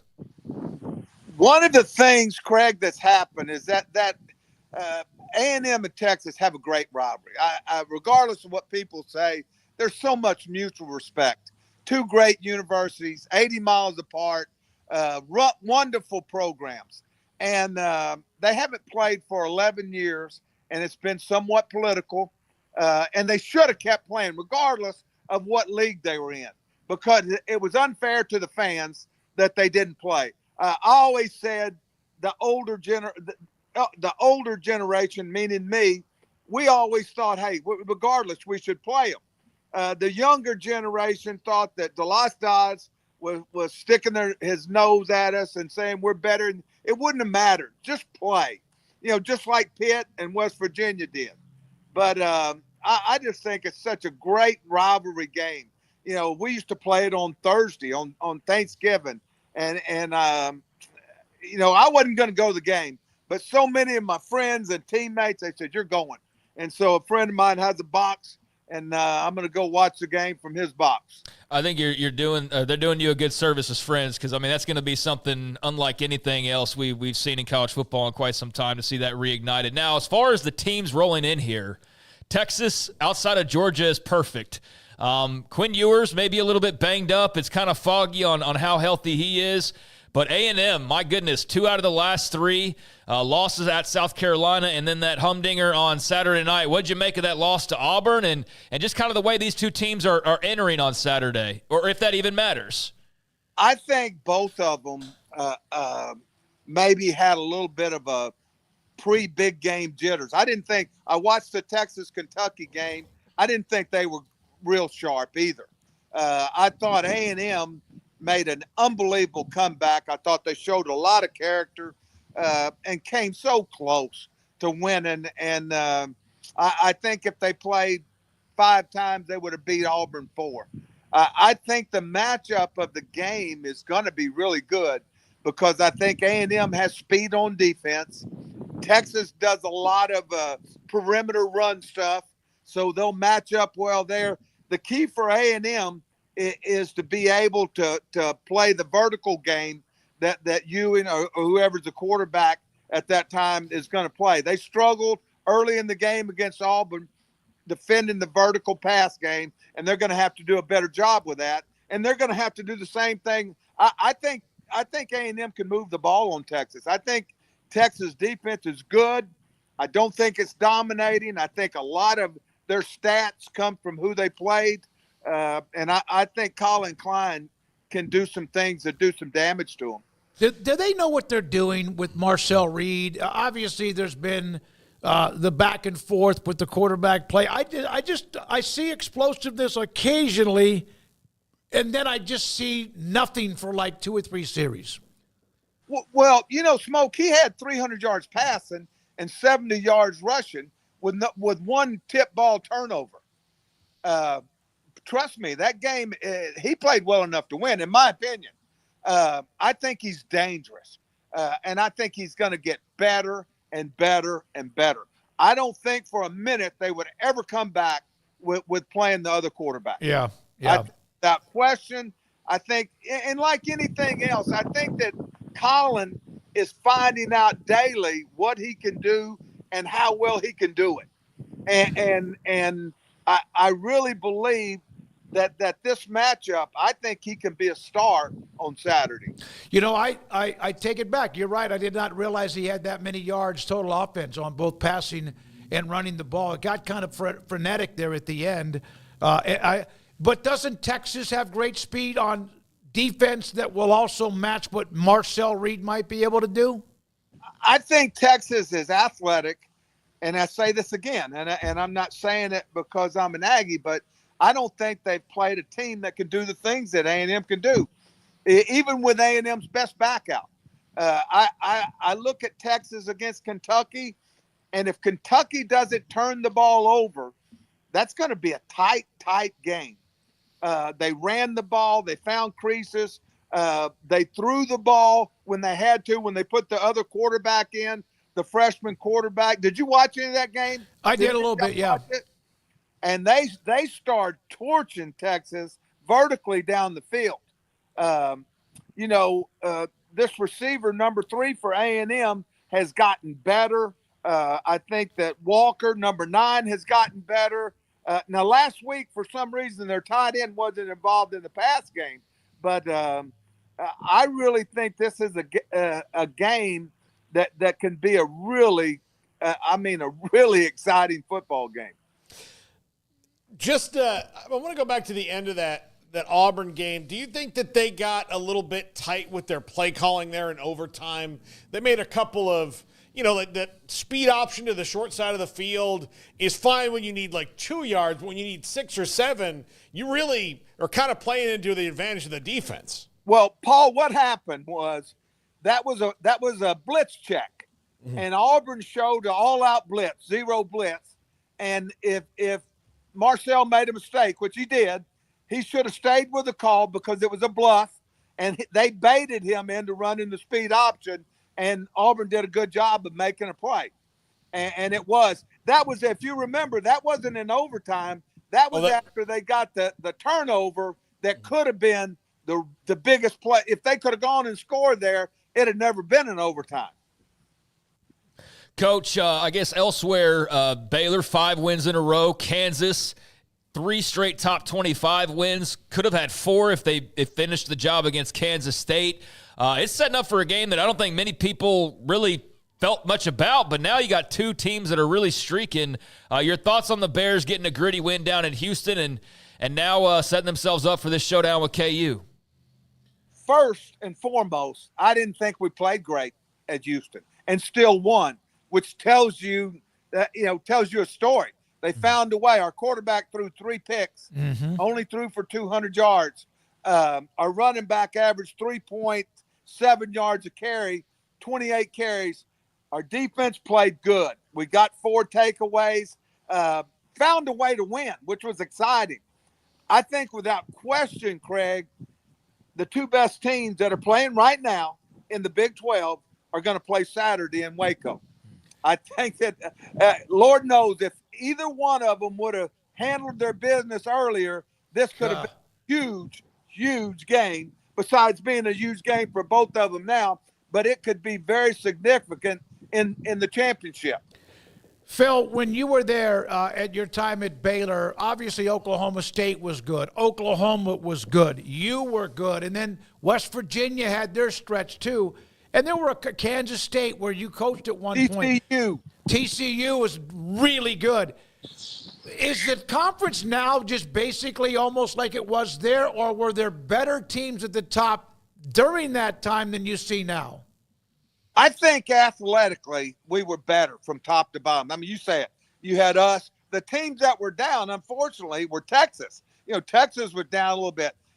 Texas Tech, because of their offense, was dangerous with anybody they played. Yep. Which they are now. But you had, like you said, West Virginia was real. Kansas State was real. Kansas State played in the Fiesta Bowl. All those teams, Oklahoma played in the Sugar Bowl. Played for the national championship. We did. One of the things about the Big 12 and the SEC, anybody can beat anybody. I don't see any dominant team. And that's why I say earlier, Smoak, if you looked at it right now, Baylor and Kansas are playing better than anybody else in the even I think they're even better than Arizona State. I felt Arizona State has had some breaks, but I think if they played either one of these teams, I believe Kansas would beat them. I believe Baylor would beat them. Okay. Sorry. Go ahead. And I believe that. Go ahead. Okay, you're the coach at the end of the game. If Kenny Dillingham was locked in the closet and you had to make the decision, do you go score or do you try to run the clock out like he did? I thought it was a mistake. And I think if he had it to do over, he would do it. I would try to score. Yeah, good news. I think the thing with Dillingham, the good news is he's a second-year head coach. Yeah. So he's learning this, trial by fire, and he'll definitely be better for that. We were having this conversation, like, there's all of these scenarios, all of these teams fighting for these spots because everybody's got 2 and 3 losses. Right. Do you like this, all of the mudslinging over who's better and this and that, or do you prefer it a little tighter where it's like, no, there's 4 and that's it, and if you're 5th, sorry for you? Which do you prefer, kind of seeing how this is playing out and all the craziness? Craig, after the A&M game, I really thought A&M would win that game. I thought the last play that Colin called was a great football play. I hated that kid dropped the ball because he played so well. I get a call, and a friend of mine tells me, he goes, Bennett, do you realize that if we would have won that game, that regardless of the score of the Texas, or who won, Texas or A&M, they would play again in the SEC championship. Did y'all know that? I didn't know that exactly. Yeah. If A&M would have won, Georgia would have been, by the way, their setup. That's what he told me, and I think it's right. And so, I think about this right now, Craig. It's a lot of flying parts. I mean, you see Indiana and their coach is saying, well, anybody can see that we belong. Well, you know what? I must not be anybody because I'm not sure. Right. I'm not sure. This is not a typical Ohio State team. They don't run the ball great. If they didn't have the quarterback from Kansas State, I doubt they would be there. So I think there's a lot of even teams. I don't know if it's the portal or what's going on, but there's a lot of teams that at the end, it's who's playing the best at the end. And I look at this and I said, can you have a 3-team lost team in the playoffs? I don't know. But if A&M wins and then they win the SEC championship, they're in. Yeah. And they're going to be a 3-loss team. So there's a lot of I don't understand all of the different scenarios and the tiebreakers, but I do believe that it can be. This is what I do believe. It's a long answer. I think it could be exciting because I don't think the SEC, if they're better than the Big 12, it's not by much. You can't tell me that Colorado. I mean, watching this, you look at Oklahoma, SEC. Big 12 team, doing that to Alabama. I think there's a lot of teams in every league, Big 10, ACC, Big 12, and the SEC. Now, there might be more of them there that could win this thing. By the way, a former Big 12 team that for about a decade was kind of like wandering in the wilderness is now leading the SEC at the top. Now, again, Texas took a big step up last year with that team. Right. How many times? I know that Deion and they got thumped. KU ran for 300+ yards against him. I like to listen to him and his post game. Now I know a lot of people think there's too much glitz and glamour and whatever else, but when I've listened to him, Phil, I hear some good stuff from him. As a former coach, do you hear him fundamentally getting better and better in how he handles the game? I think the last 5 weeks, someone has gotten his ear and say, cut the drama. Talk about your players. Talk about your team. I like the last 5 weeks. I think the focus has been on what they're doing, their players, and I think they're playing well. And I will be the first to tell you, I didn't see this coming, but they have really done a good job. Now, I will tell you this, though, too. Kansas, with Neal, this quarterback, and Kansas defense, took them to the woodshed. Oh, yeah. And I'm going to tell you something. Jeff Grimes is coming for blood. so you better be ready. They had 552 yards on a defense that's been playing outstanding. Mm-hmm. And he, I've said this forever. A lot of time coaches get let go, and Dave probably made the right call, but I promise you, this guy can coach. I've known him since he was a GA. He can coach, and he will have them ready to play on Saturday. I remember when he was hired by Aranda, when I reached out to you and asked you a little bit about him, and you knew him back then when he was younger and kind of getting his feet wet, right? That he had that it factor. He was Mike Sherman's offensive GA, He played it. I knew him because I had another kid that I'd coached that played at UTEP. I knew he played for Andy Reid. This guy's been around some great football guys, and he's a great guy. And it's unfortunate, but it's all worked out, and it's just part of it. Just shows you the chaos that happens in college football. One man's trash is another man's treasure. Well, Phil, I think a lot of people just don't look at situationally what's going on. Jeff Grimes, it wasn't working out here. They didn't have the personnel to run that offense anymore, and they weren't really recruiting the personnel really well that they needed for that offense. So they needed a change to recruit personnel that would come here and fit. So it wasn't. Look, they didn't play well, and so it was all these things together. But Paul, he played well early. Yeah. They played well early. Yeah. They would light your ass up. Yeah. But then, once some of the rules guys left, they just didn't have, especially along the lines, it just didn't have the same kind of guys. Yeah. So that's part of him. He's recruiting them. I mean, that's true. But sometimes it's like the whole confluence of events, because if you just took every coach out for their worst run, Bill Belichick would still be a defensive coordinator. Absolutely. I mean, you go back to Virginia Tech. With the coach up there. I mean, it took him 6 or 7 years to get it going, and then it went on for 20. Yeah. I just think this game with Kansas has a lot of ties in it. And I say this complimentary to both teams. Both coaching staffs and team have answered the bell. They stayed the course. And truly, if you're looking at the best two teams in the Big 12 right now, I know this. Anybody in the SEC, I don't care who it is. And I know Baylor didn't play particularly well last weekend, but nobody wants to play those guys right now. Yeah, they're Kansas. Yeah, and you know what? One of the coaches on staff that's on the offensive side of the ball said that Houston was going to create some problems.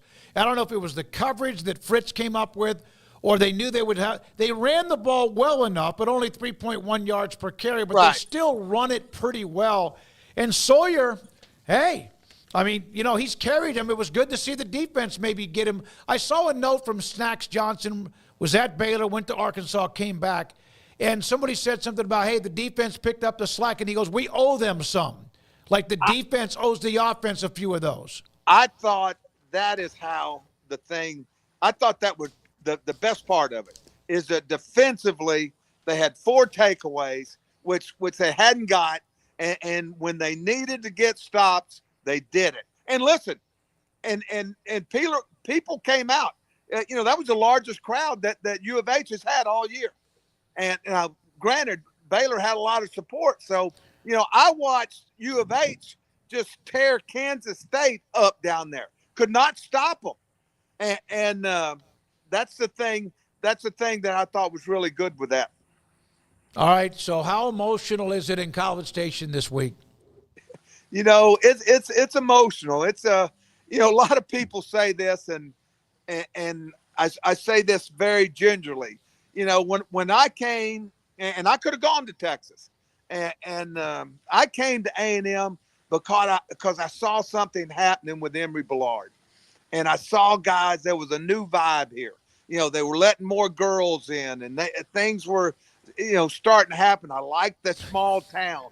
A&M has been looked at as Texas' little brother, and now it's the largest university, in the country.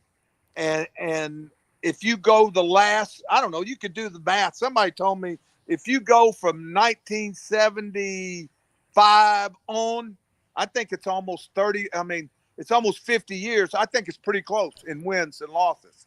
Yeah, it has been close. And both have had a stretch. It was a 10 of 11-year stretch for A&M with, Jackie Sherrill and Slocum. Right. And then Mac had a good run against them, I think, from about the time he started to get really good right. In the 2000s, too. I just think it's a game. You go back, this crazy football. I tell people this. Y'all remember this? In 11, we played A&M. They had that great offensive line, great running backs. It was tied in the fourth quarter. Mike Sherman told me this later. He said, I told our coordinator, don't call another pass. and they dogged us. They ran it right down our throat, and then they won the game. And that year, Texas comes over, last game ever. Yep.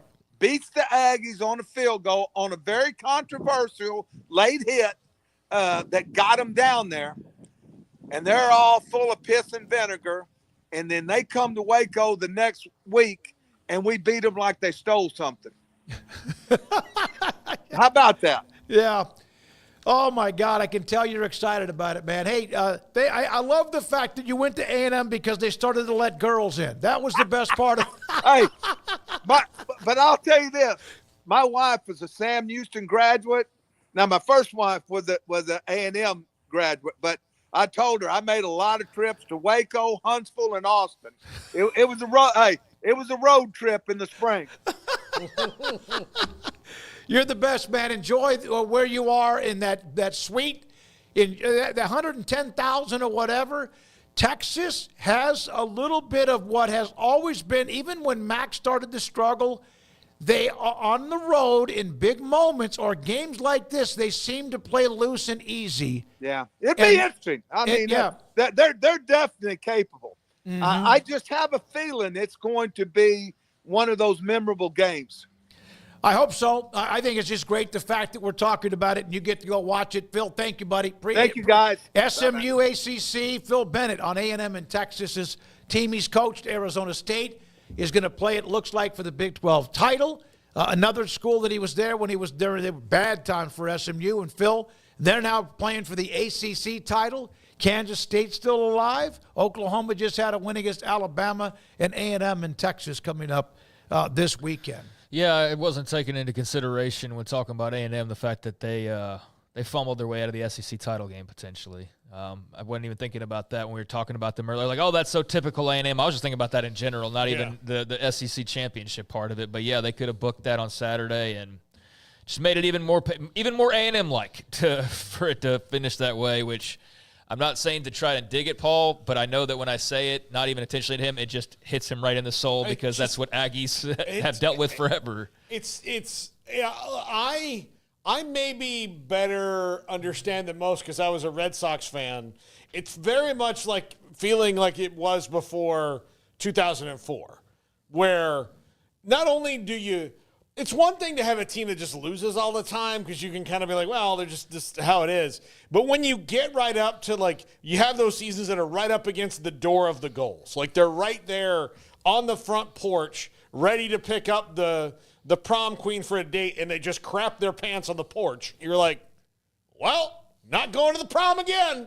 There you go, buddy. Yep. You know, it's I think about Ben Stiller and Something About Mary getting his thing caught in his zipper. That's them over and over and over again. You ever saw Something About Mary? Oh, it's great. Oh, yeah, that's right. But, like, what are you people, talking about? like normal people know it. Like, he had zipped up and, like, it was Ding! It was it's like horrible thing. you finally wanted a date like the homecoming queen, and you finally got a retention, and you get mono. Yeah, I mean that's A&M to a T. That's what happens. Like, they have, a few years ago they beat Alabama. They have one of the more dynamic players in the history of the game. But because earlier in the year they lost to Florida, they don't get to go anywhere. And it just.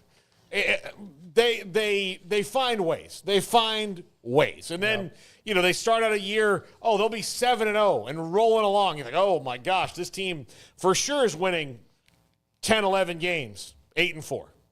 Yep. 1-4 down the stretch, lose to teams but, that you have no business losing to. You lose to a 3-3 Mississippi State team. You lose to, this week, Auburn, who's just not been good all year. And you think they'll beat Alabama this weekend? No, I don't. I think Alabama's going to have their dander up. I don't know. I think it's really funny though to hear the scrambling for their playoff resume though, and it's Oklahoma's they're a bowl team now. And it's like never mind the fact that they scored 3 points. Oklahoma's defense there's always that's why I don't get into this. This is what I was talking about earlier. This is why I don't get into the whataboutism of the college fandom conversation because it never ends. There's always another metric or when you run out of metrics, it's eye test or then it's conference history, and then it's it's whatever it needs to be to rivalry. fit. And then it's like, well, no, I mean I've seen plenty of the arguments why the SEC deserves more teams. Like, and I'll say it, they deserve more teams if you simply believe they have the best teams. Like, that's why, but not because they've been good for 20 years. That's an argument I've seen a handful of times. It's like, well, historically, the SEC has proven out to be, over the last 25 years, the most. So that means what about the 2024 season? I guess if your point is, well, there's a good shot that their teams could compete better because of history, but that's not why the game is played. Like, that's not the point of the regular season or of these games, is to just go off of now history over the last 20 years so that some sixth team can get in because a bunch of other teams that aren't these teams won national title. Like, it's just, it gets so silly, and that's why I just kind of take myself out of it. And I know it's a lot less fun. It'd be much more entertaining to be like, well, what about, and what if this, and what if that? But my brain just can't process it. I have to just look at the actual black and white of it, because there's a lot of gray you can get lost in, because so many different people have so many angles they want to take in these arguments to further their whatever their narrative might be, pro Big 10, pro Big 12, whatever it is. It's almost like politics. It is very much. Some people have dug their heels in no matter what, whether it's on one end or the other. It is absolutely politics, because just today, Brett Yormark's come out with Ross Dellinger, and he's selling why the Big 12 champ needs to be above Boise State, and how if you take the top 4 teams that are in contention, they all rate higher schedule-wise, no matter who it would be. If it was Iowa State, if it was BYU, if it was Arizona State, and I guess probably Colorado as well, that they would still all be ranked above Boise State. So he's out there politicking today, as you would expect him to do. Greg Sankey was doing it last week. Who else was doing it last week? Was it Petiti? Was so like the I don't know about Petiti. Well, who was Sankey responding to? Phillips wasn't doing it. I just think maybe just general conversation about the schedule. So so the politicking, it's not kind of like, it is politics. What you're seeing right now is politics. We're just hearing from the influencers and the activists for each side, as opposed to Well, look, your first job as a commissioner is what Yormark said. Yeah. He told Ross Dellinger there is no rationale for his champion to not get a bye. Just look at the data. Yeah, he's not even arguing for the. Yeah, he's arguing for the bye for Boise the Big 12 State, Spencer over Boise. Danielson. I believe in our schedule. We played well against Oregon, and we are suited for a bye. Are we suited for a bye? That's up to the committee. Yeah. Sankey against Florida State, though, last year, was that the ultimate kick in the nuts? It was lobbying. It was just lobbying, and it was. And then the other thing is that, I mean, he spoke, directly to the committee on television all the time. He was lobbying because, he wanted to make sure that it was already out there and that enough people were thinking, well, I'm convinced. I'm glad that they did that, so that he could be like, well, look, I mean, it had to be that way, and nobody deals in the hypotheticals better than Greg Sankey. Look, he's got a situation, though, that might even be difficult for him to get out of, because if making the conference championship is reward enough, then A&M, if they win against Texas and lose against Georgia, will be 9-4, and you'll have a 4-loss team by his metric in the playoff. Yeah, that's why you got to check all the boxes before. Yeah, that's you put why. something That's out why there. those things have to. Yeah, I figure the SEC runner-up will always get in, but if they're a 4-loss team, I mean, that's going to be really hard to try and argue for. I mean, I don't know. At that point, you might as well just turn this into just a pre-invitational tournament. I mean, if 4 losses is going to get you in, but I don't know. Like, every year is going to be different. This is the first year of it. Everybody's trying to wrap their head around it, and the debates have been humorous, entertaining, and downright depressing, given what some people, just the level of some of the arguments is it's very elementary what some of them are, and the fact that you can't see a team lose enough to convince certain people that they still don't deserve to be in the playoff. It's just it won't matter if they lost 8 games. You still feel like, well, strength of schedule and this and that.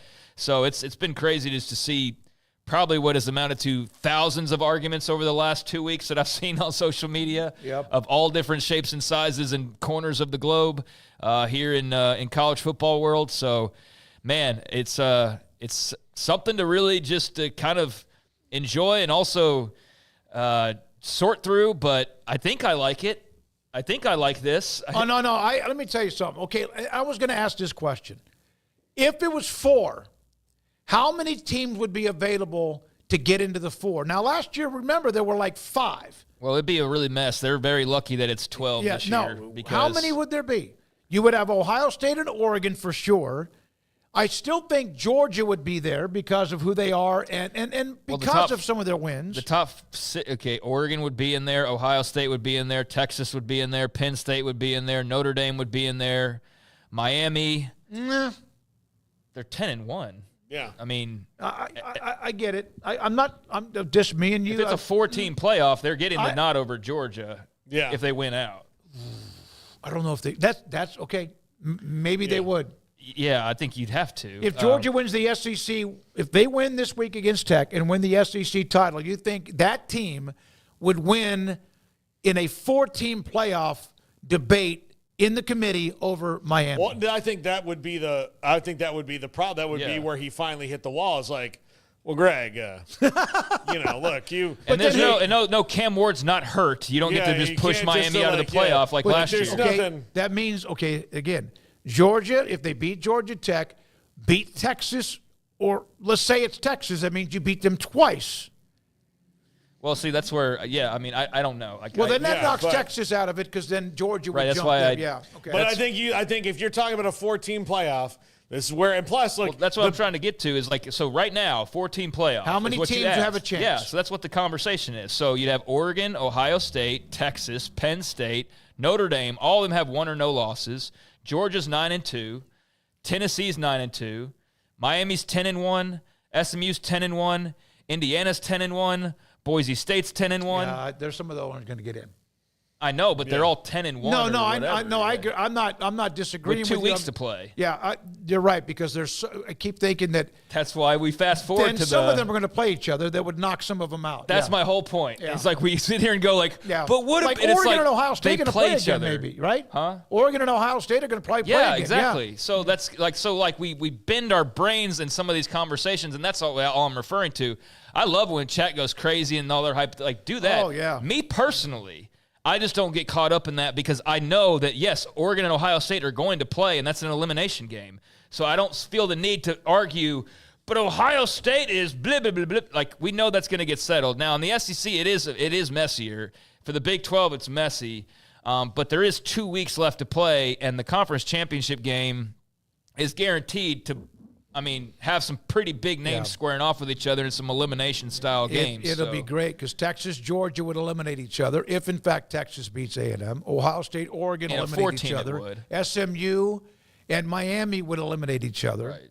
And then Notre Dame would hope, they just got to beat USC. They don't have a conference championship game. There's a point where that doesn't get held against them, but they would not have a conference championship game. Now, that would be cleaner because that was a 14 playoff. But now that's what ends up with the mess of the 12 team is that all these things that we just talked about is, you lose the conference championship game, but you're still in the playoff. Yeah, you can still be in, or not even have to play in it. Yeah. All right, Garrett, you have the highlight.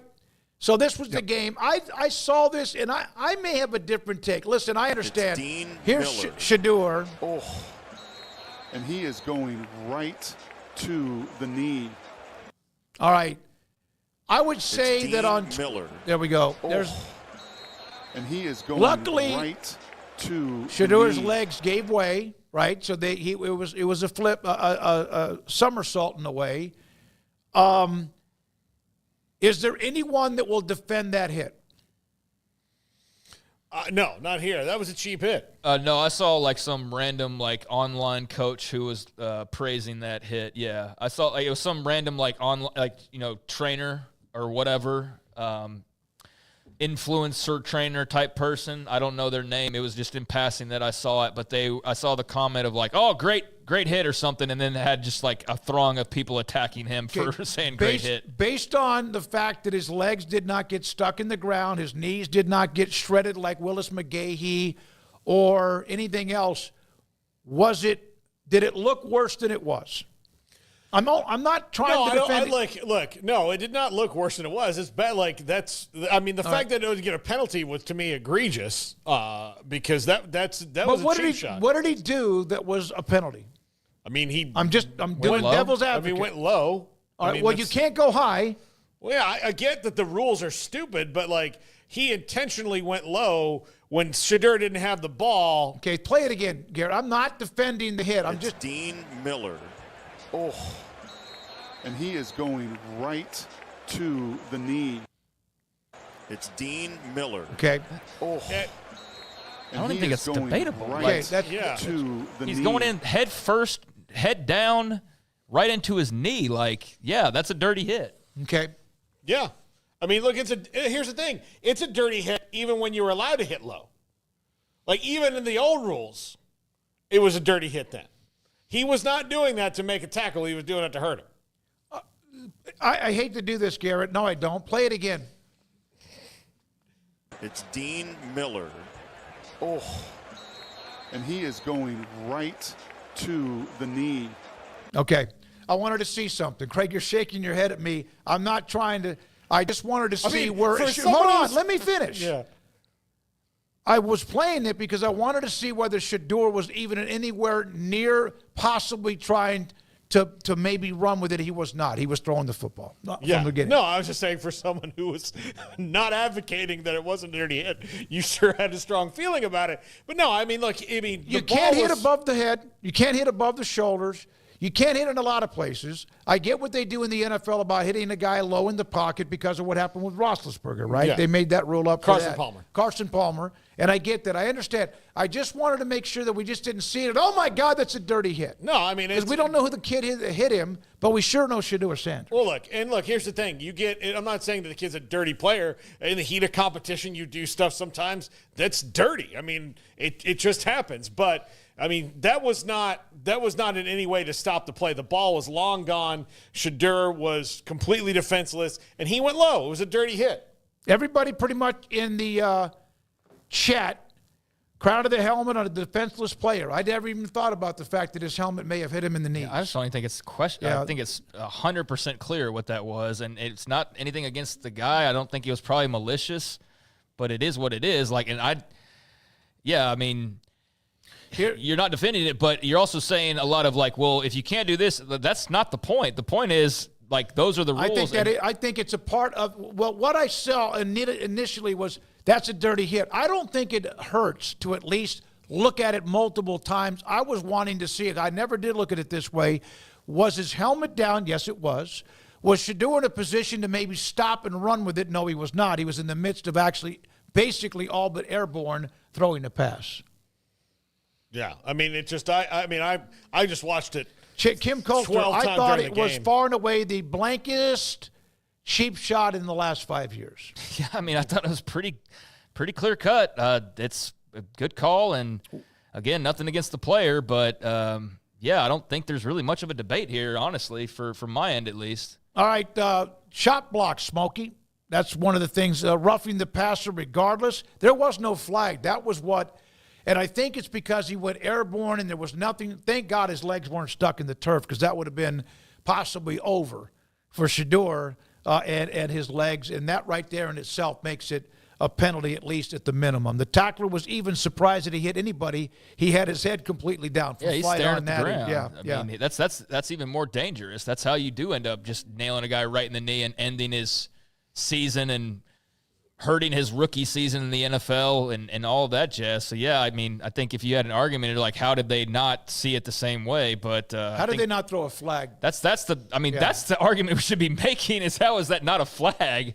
Especially, with official right there. I mean, that's pretty clear. So, yeah, I don't think the debate's at all about whether or not it was a dirty hit or whatever. It's about why was that not called a flag on the field. That's the gripe that someone should have, if anything, from that play. At either league, the NFL or college, they have tried to minimize, obviously, targeting, which I think is still one of the most misunderstood calls even the best of officials make because they see a collision, they throw a flag.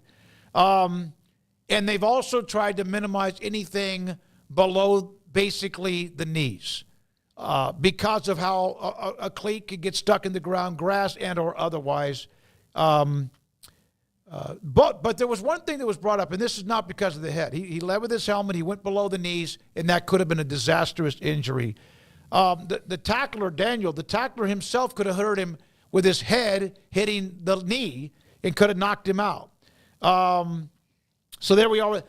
Shadur got away with a shove in what was a little bit of a brouhaha when he hit he didn't hit. He kind of pushed up against the back of the referee, and there was a lot of stuff there, not in any way has anything to do with the tackle or the hit, but he may have gotten away with being ejected for pushing up against the back of the official during that game. And Craig mentioned earlier, got to get some better officials. Yeah. You got to better officials across the board.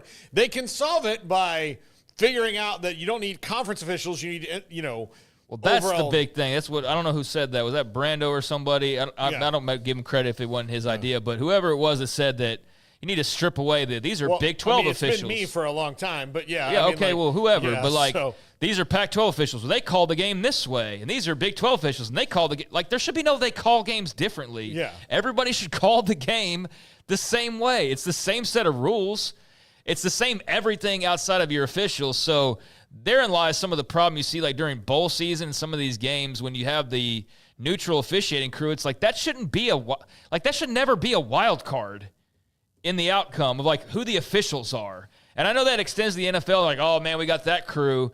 But that should not be a part of the will they not win is which crew do they get? I mean, that needs to be eliminated in college football. Yeah, there is enough money going around. You fat cats in the AD's offices or whoever else can shave a little off the top. I understand you got to pay the players now, but can you come up with something to just get the officials to where there is a standard system? Because that's what's hurting the game as much as anything else. I'll just give a very simple example is horns down should not have been a question.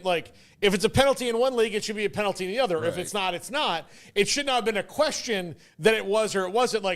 When you make a decision like that, Texas changes leagues, it should not be that question because it should the rules should be the same, right? So that's not akin to okay, taunting in this league is different than taunting in this league. No. You can't say taunting is different in each league. That'd be like saying, well, in the SEC, we really hate holding, but in the ACC, we like a little holding.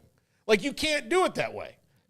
You cannot determine penalties. It has to be the same across the board. Horns down is one of the most misunderstood penalties and unsportsmanlike conduct calls ever when they were not the ones that actually started. That's not what I'm talking about. I didn't want to get into it. I wanted to get into it because of the chat, Paul. Okay. Yeah. The horns down was created not by UT, but after it had been done before.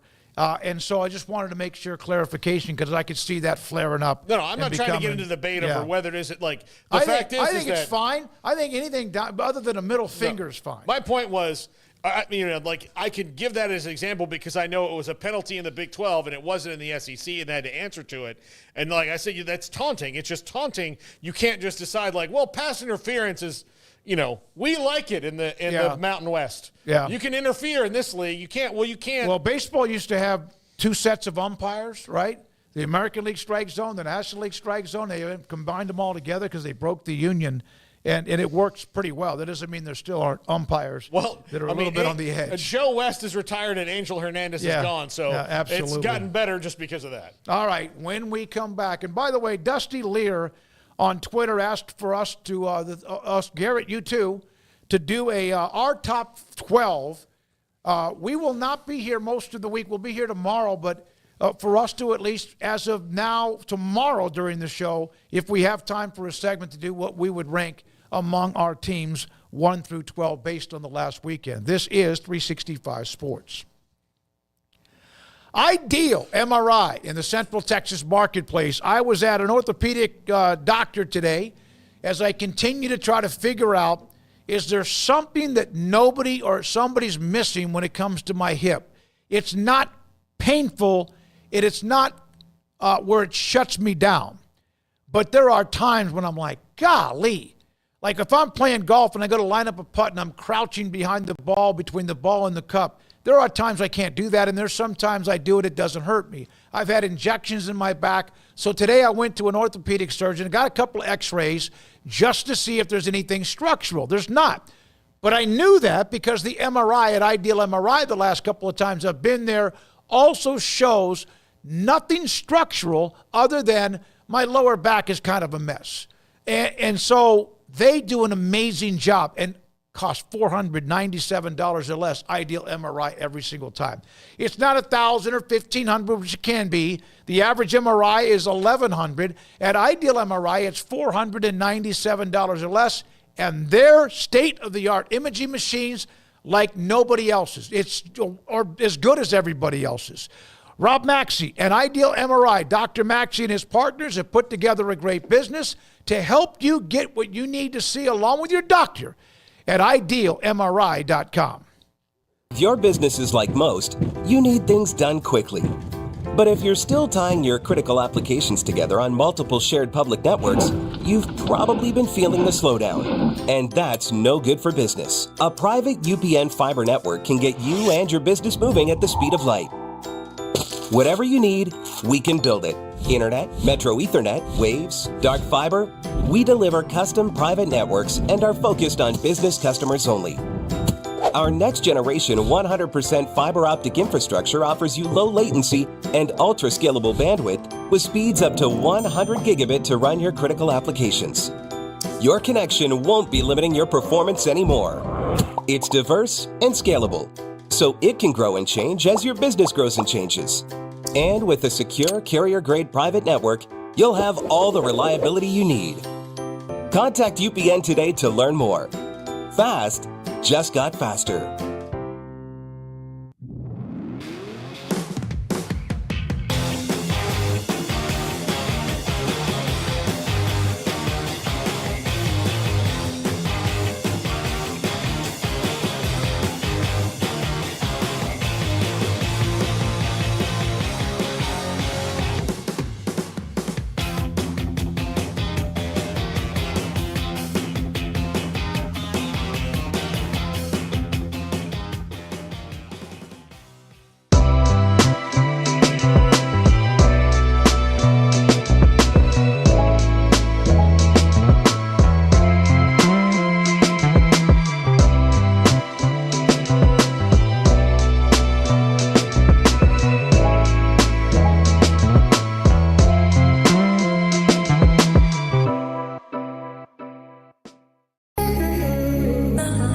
For Paul Catalina's Top 5, brought to you by Texas Beef House. Where's the best beef in Texas? Your house when you order from Texas Beef House. Unleash the flavor of Texas raised Wagyu. From our pasture to your plate, TexasBeefHouse.com. Welcome into the Top 5. I'm Paul Catalina, and this is my Top 5, as you know. If this is the first time you've ever seen this, welcome aboard. And since it's Thanksgiving week, I give thanks for you finding our channel. We're, of course, brought to you by Texas Beef House. Use our promo code 365sports for the next auction. Go to Bid on Beef. You'll find out exactly when it is. You can get text alerts. You can schedule emails, whatever you need to remind you of the auctions coming up for the best farm-raised Wagyu beef you can get right here from Texas.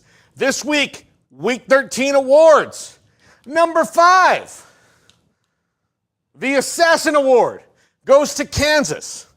They have now laid waste to the Big 12 chances of getting 2 teams in the playoff.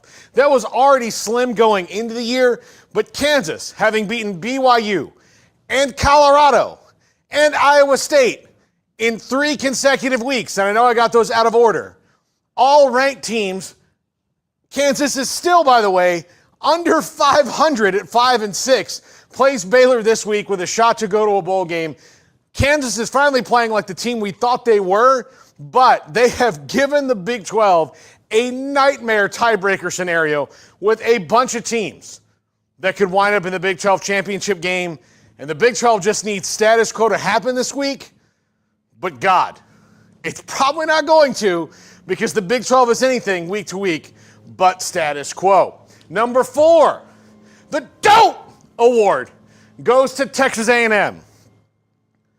Look, you're 9-2 or 8-2 going into a game with Auburn, a team that is unequivocally awful. They're not a good team. Listen, War Eagle fans, I'm sorry if you have to hear this, but you know this in your heart of hearts. This is not a team that's going to a bowl game. This is a team that for most of the season has sucked out loud. They've raised suck to an art form in the SEC I didn't think was possible for a team that spends as much money on their coach as Auburn does. And that's all the trash I can talk, because Texas A&M went and lost to them in triple overtime, staring 9-2 against 10-1, the biggest rival you have for the first time in 13 years. And look, the winner still goes to the SEC title game, but now A&M actually does have a scenario where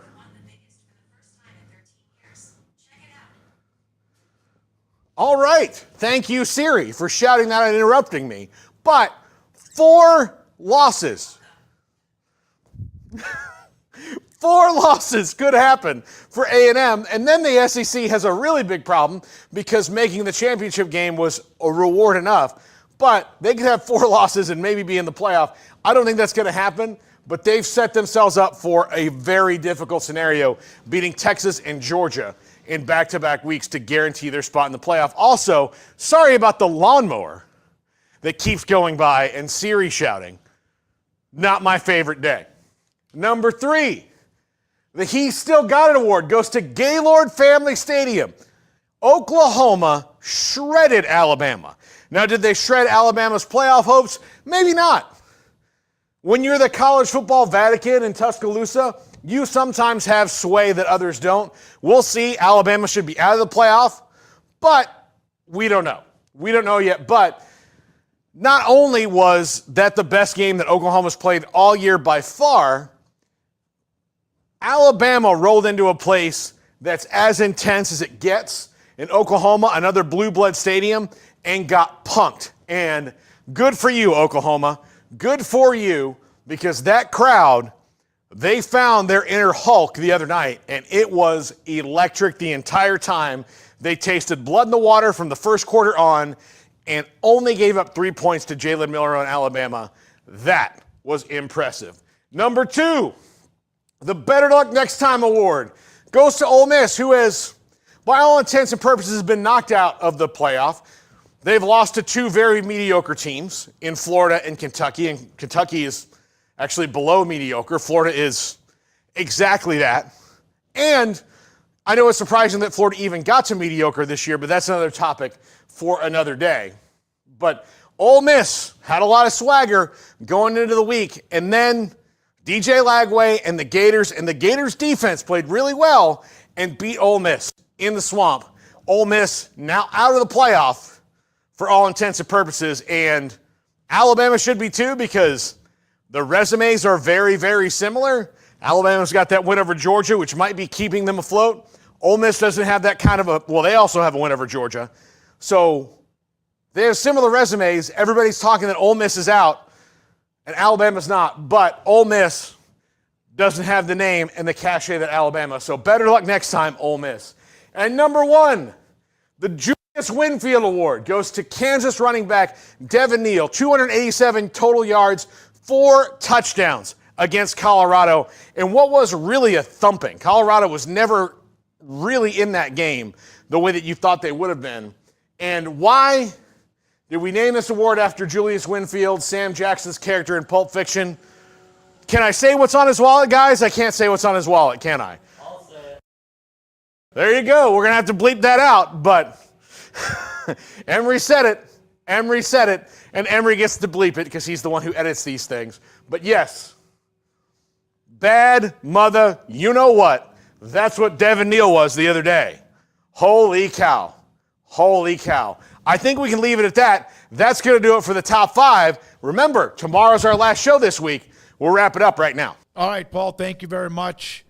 Did Emery cut that name out, or did he just not say it? No, he said it and bleeped it. So if you've seen the movie. He's an editing whiz. In fact, that's what he's doing now to work on 365 Sports tonight at 10:30 tonight on the CW. Yeah. Garrett Ross, thank you very much for weaving out. What is that, the Carthage Bulldogs hat? I think it's Cincinnati. No, look at Cincinnati me. Reds. I know you. It looks like a Carthage Bulldogs hat. A little bit. They play Pleasant Grove this week in a hell of a game in 4A in the high school football state playoffs. Andrew, the intern, is here. We'll start to say his name every once in a while until he becomes, like Deion said of his players, and they start to smell themselves. That's what they started. We started to smell ourselves, and you can't do that. For Craig Smoak and for Paul Catalina, for everybody, yes, everybody in the chat, thank you so much for your time, your input, your opinions, at least most of you. I'm David Smoak. Have a great night. We'll see you tomorrow at 3.